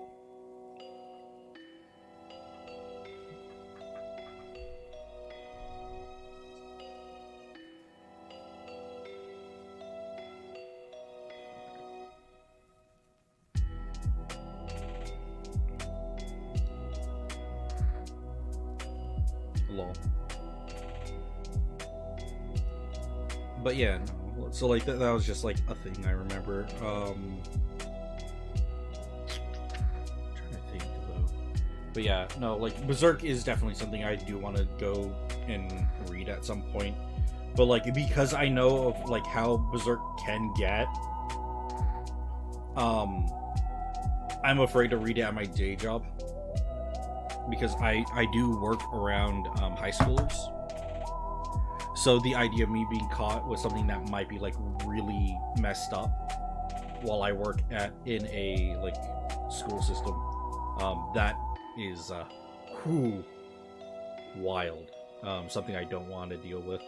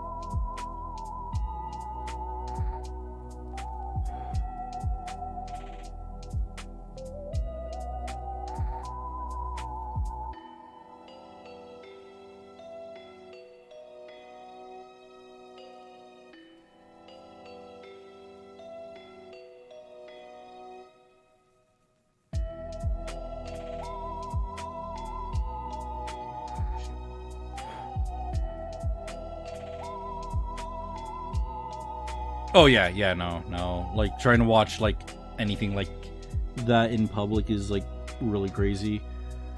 I know back in like community college though, like I knew people who like prided themselves on like watching, like there was a guy who would play Honey Pop in public. There was a guy who like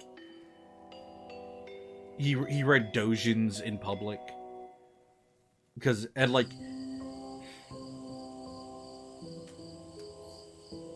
there's the, I don't know, like there's a weird line that like you have to understand that you don't need to cross, right? Because like there's nothing wrong with not caring and not having shame, right? But you do have to care about not making the people around you uncomfortable. You know? Because like I've had classmates who watched The Prawns in the middle of class, and like they're holding their phone up in a certain way to hide it, but like anyone who's sitting behind them just straight up gets to see it. And I'm just like, man, I don't want to know what your browser history looks like, bro. And like at that point I'm not interested. No.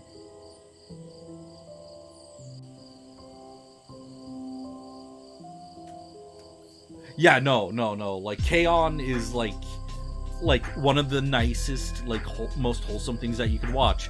And, of course, like, people who don't know, you know?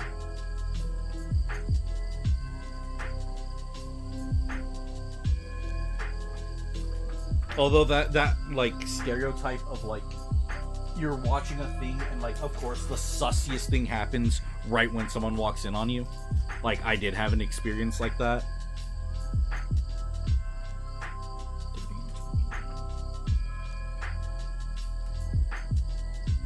I kind of don't. And sure, I'll pop them on just to see what they look like.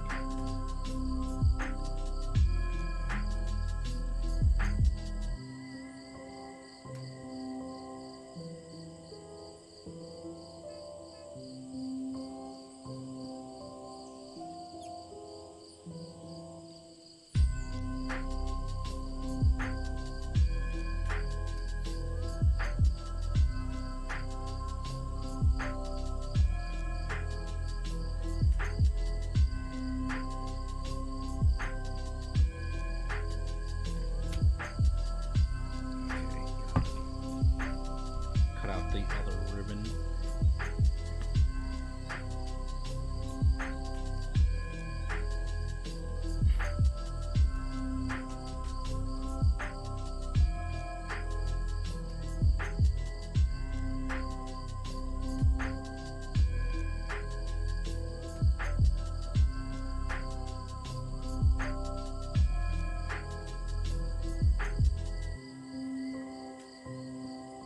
But yeah, no, like, mall kit stuff is...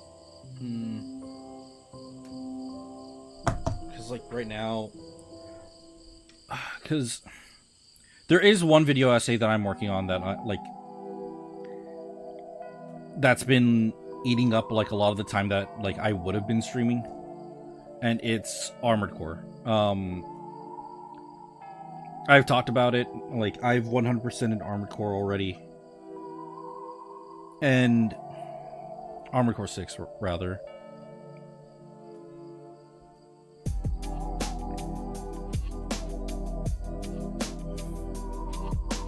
Yeah, I'm not that crazy about the little ribbon things.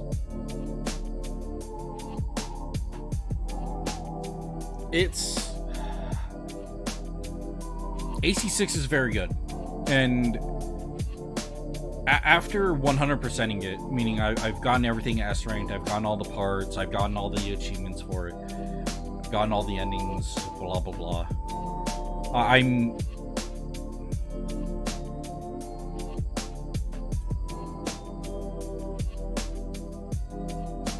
yeah.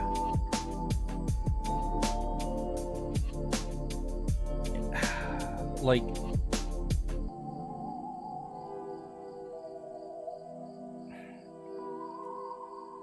Armored Core 6 is a very experimental game, and people who aren't... how do I put this? The Armored Core franchise, like, has always done this thing where, like, they'll release a numbered title, and the numbered title is experimental. And then they will release a numbered title to Electric Boogaloo, and it's like a much more refined and better like experience, right? And that's what I'm like seeing with Armored Core 6, because Armored Core 6 is a very big departure from other Armored Core games.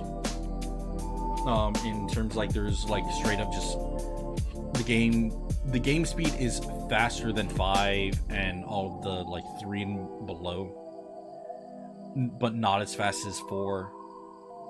There's like some Sekiro aspects to it with the like the posture breaking and all that stuff, and a lot of the changes made are to push you into like hyper aggressive gameplay, right?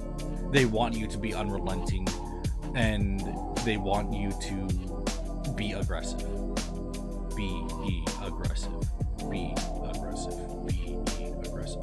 Anyways, and some people just aren't about that. They like to pick away at something, but because of how direct hit damage works and the stagger system, it feels like you're being punished for not playing to that playstyle, and it's not everyone's playstyle. So like getting DLC would be nice, but if anything's gonna happen. I genuinely feel they're just gonna release like an Armored Core 6-2 in this vein of like Armored Core 4 and Francer, Armored Core 2 and Another Age, Armored Core 3 like Nexus, Last Raven, etc. Armored Core 4 Francer, Armored Core 5 Verdict Day, you know, something like that.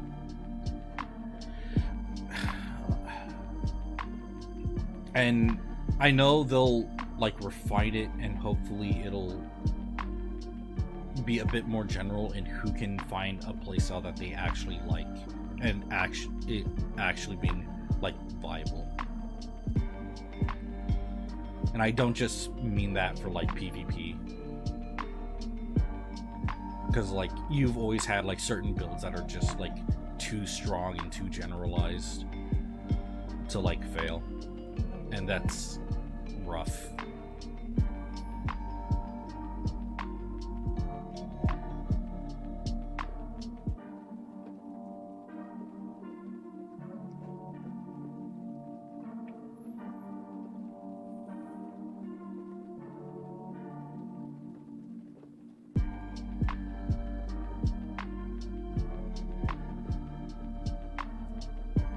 Yeah.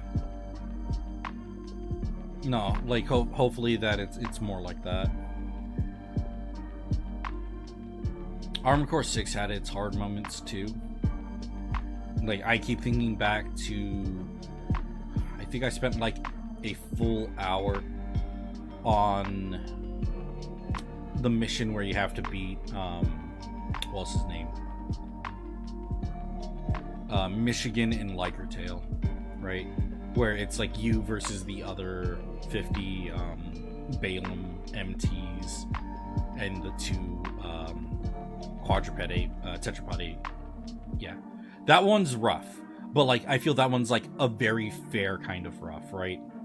None of the missions felt like Armored Core for Answer's occupation of Arteric Pulse.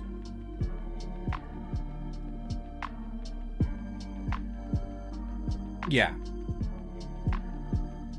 Like I feel that's probably like one of the best designed missions.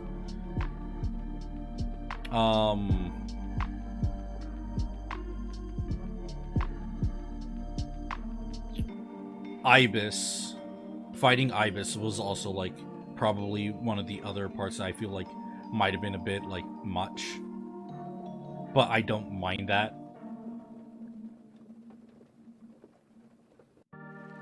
Because like after you beat Ibis, you can kind of just coast through the rest of the game.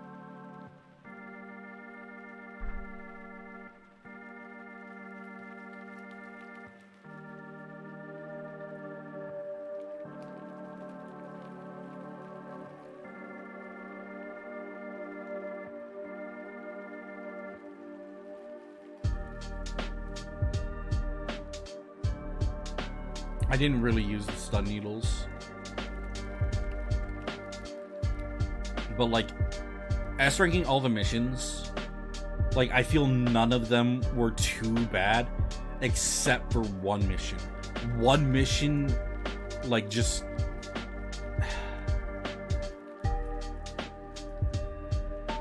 the act of trying to S-rank the entire game wasn't bad. But there was one mission that like killed my mood for like 3 days in a row to like even touch the game, and it was the Ice Worm mission. S-ranking that mission is just awful, because like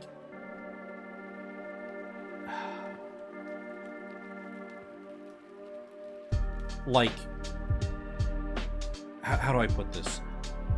The Ice Worm mission sucks because they want you to beat it at a certain speed, which means you have to land your needle shots like as soon as you can. And some of those shots that you have to land, you have to use manual aim for.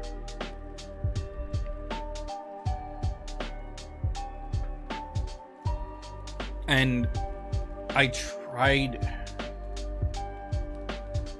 I tried doing I tried S ranking as many things as possible blind, but like for some reason the ice worm just,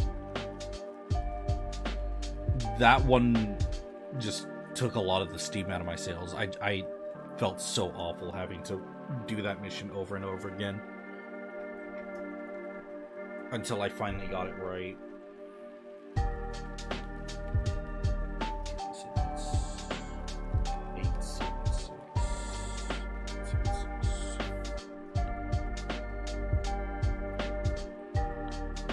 I actually kind of gotta hurry up here.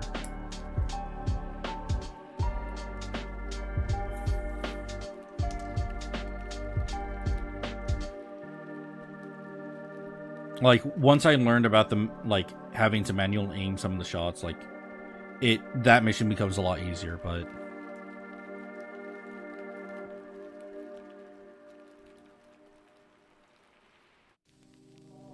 yeah, no, a lot of the missions with the day logs aren't too bad to S rank.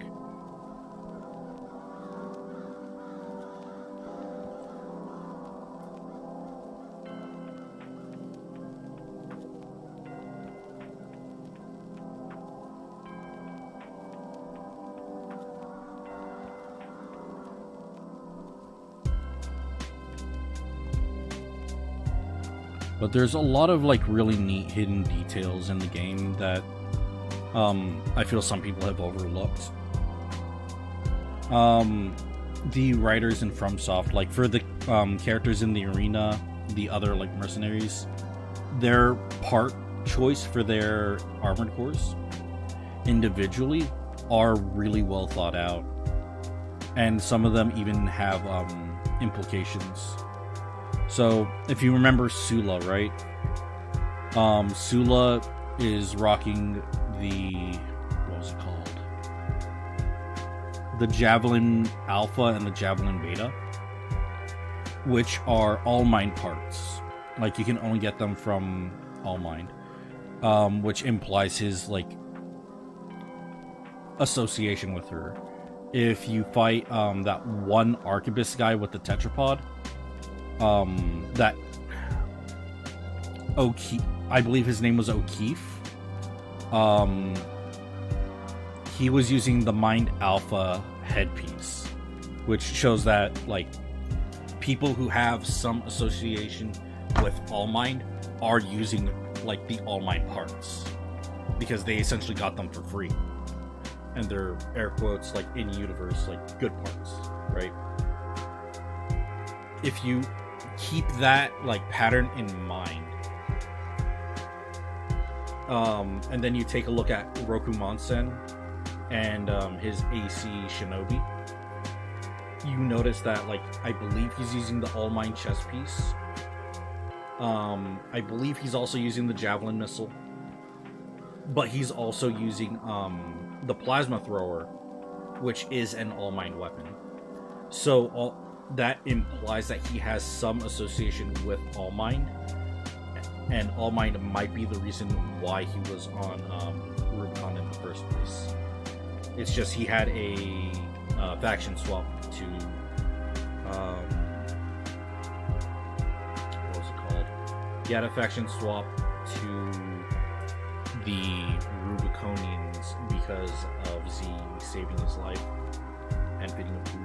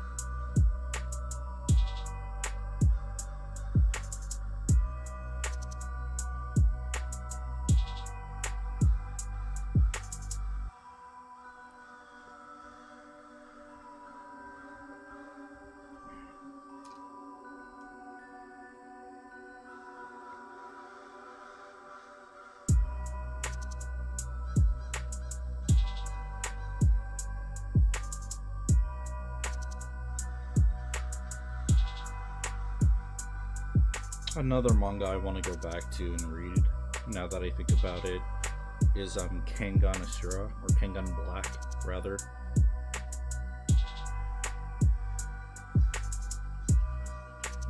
Because I want to see where that storyline goes. Because now they have like a cult of like super martial artists involved in the storyline.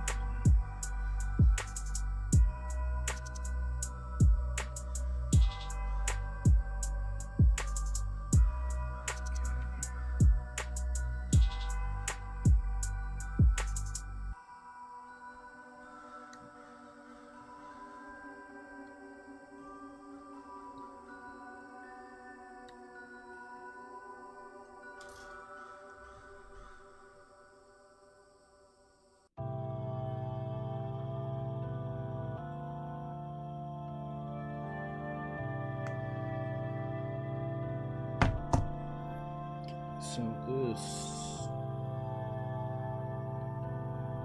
let's go on like so.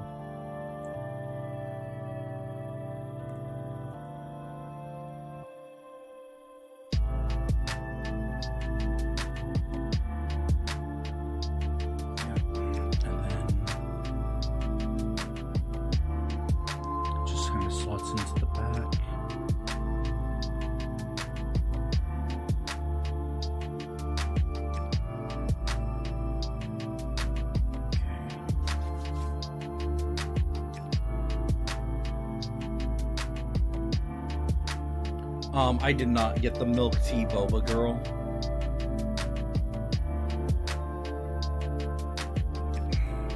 I wanted to pick up ILSHANA because of the like obvious like Halloween aesthetic, right?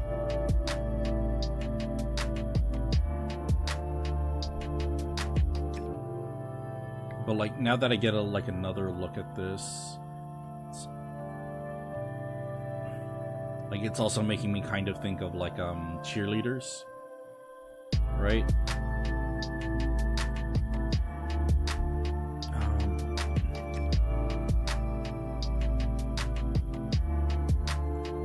I do like petite.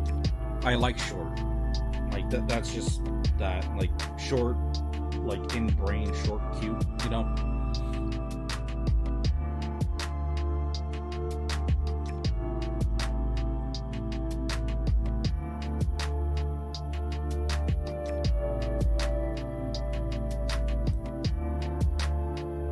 But like at the same time, like recently I kind of hate admitting this, but I kind of like allow myself to like play like one gacha game at a time, right? That way like I don't like overwhelm myself by like this like FOMO of like needing to buy things for multiple gacha games at the same time. And like the current gacha game I'm playing is like Action Taimenen.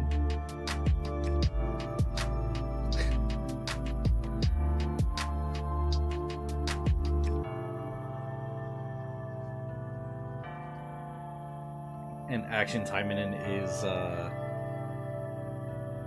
it do be based on an H series of visual novels.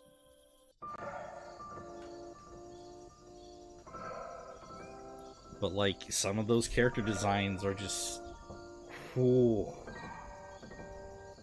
And it plays kind of like, and that aside, right? Like aside from like, you know, source content and whatnot, the actual like it plays kind of like a Honkai Impact, where it's a bit more like action gamey, and you do have some control over like the moveset of the characters. So I do really appreciate that.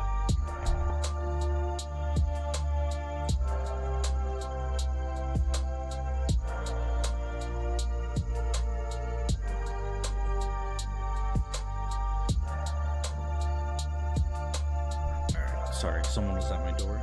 But yeah, no, so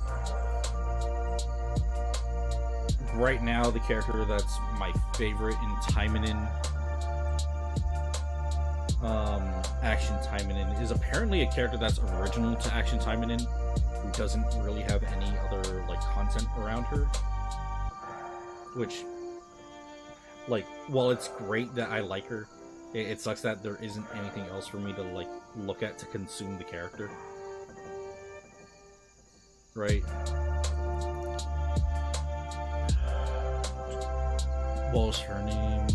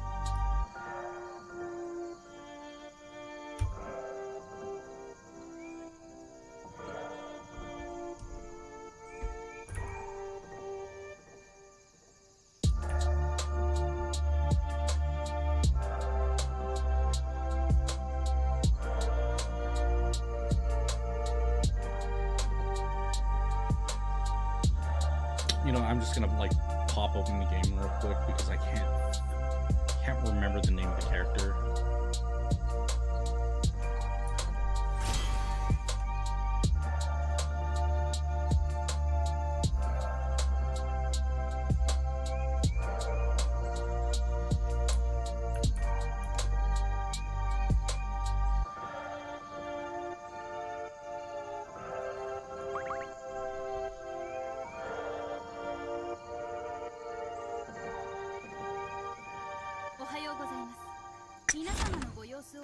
Momochinagi. That's the name of the character.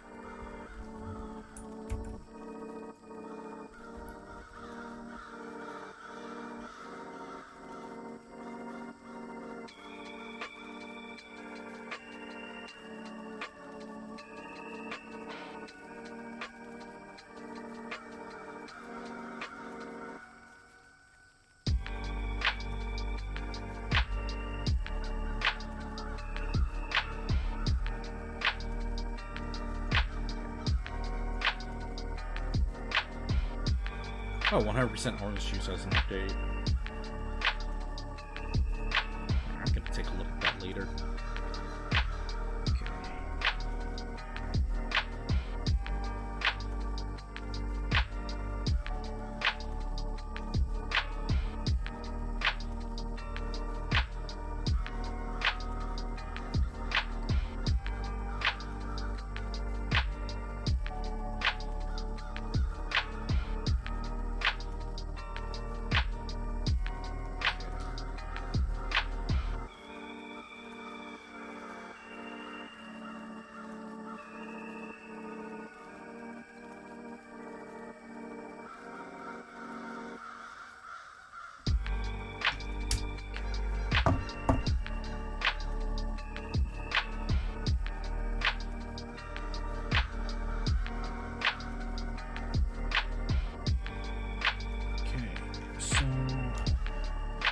But yeah, with this, something like this.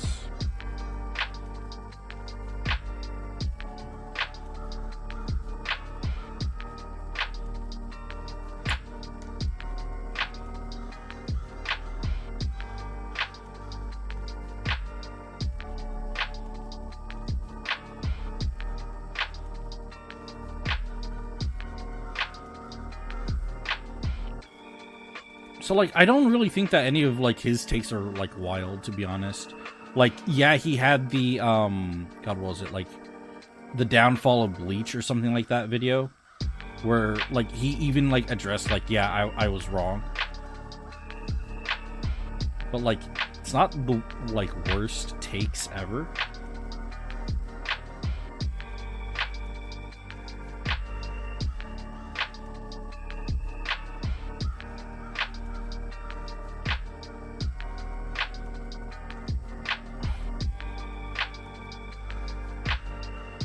Now, I would need to see Watchmen 2019, like, to, like, justify it.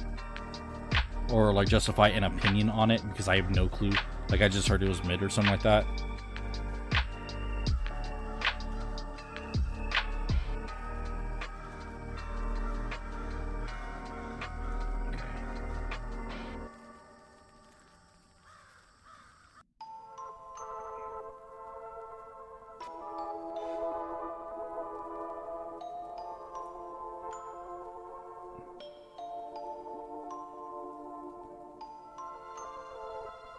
Yeah, alright.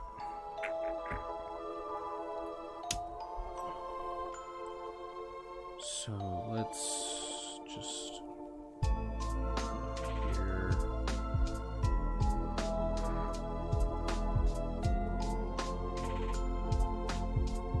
Oh, it's really hard to see it, but there's like some really decent detail on that little skull piece on the baton.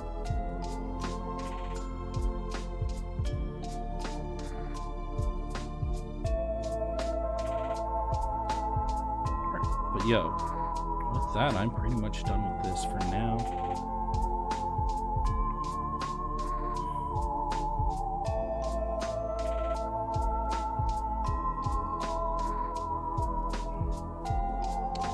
So with that, I'm done with the base kit. And I'm probably gonna be doing this one off stream.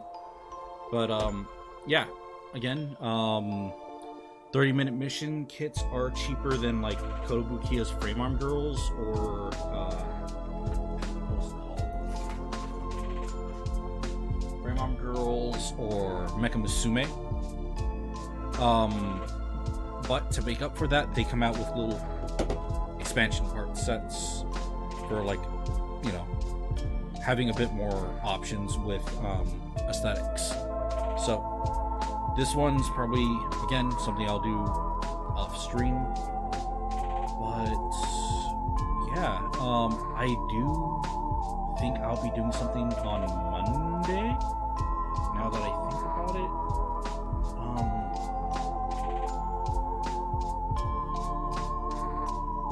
So I'll either be playing... You know what? No, I'm probably gonna play a collection of horror games called the Dread Collection, The Hunt, where like a bunch of like indie developers put their horror games into like a collection, and I want to play that because one of my favorite games that I played earlier, Lost in Vivo, the developer Akira has a game in that collection, and I do want to give that one a shot. So with that, I will be ending stream. Thank you all for stopping by, and I will catch you all later. All right, peace.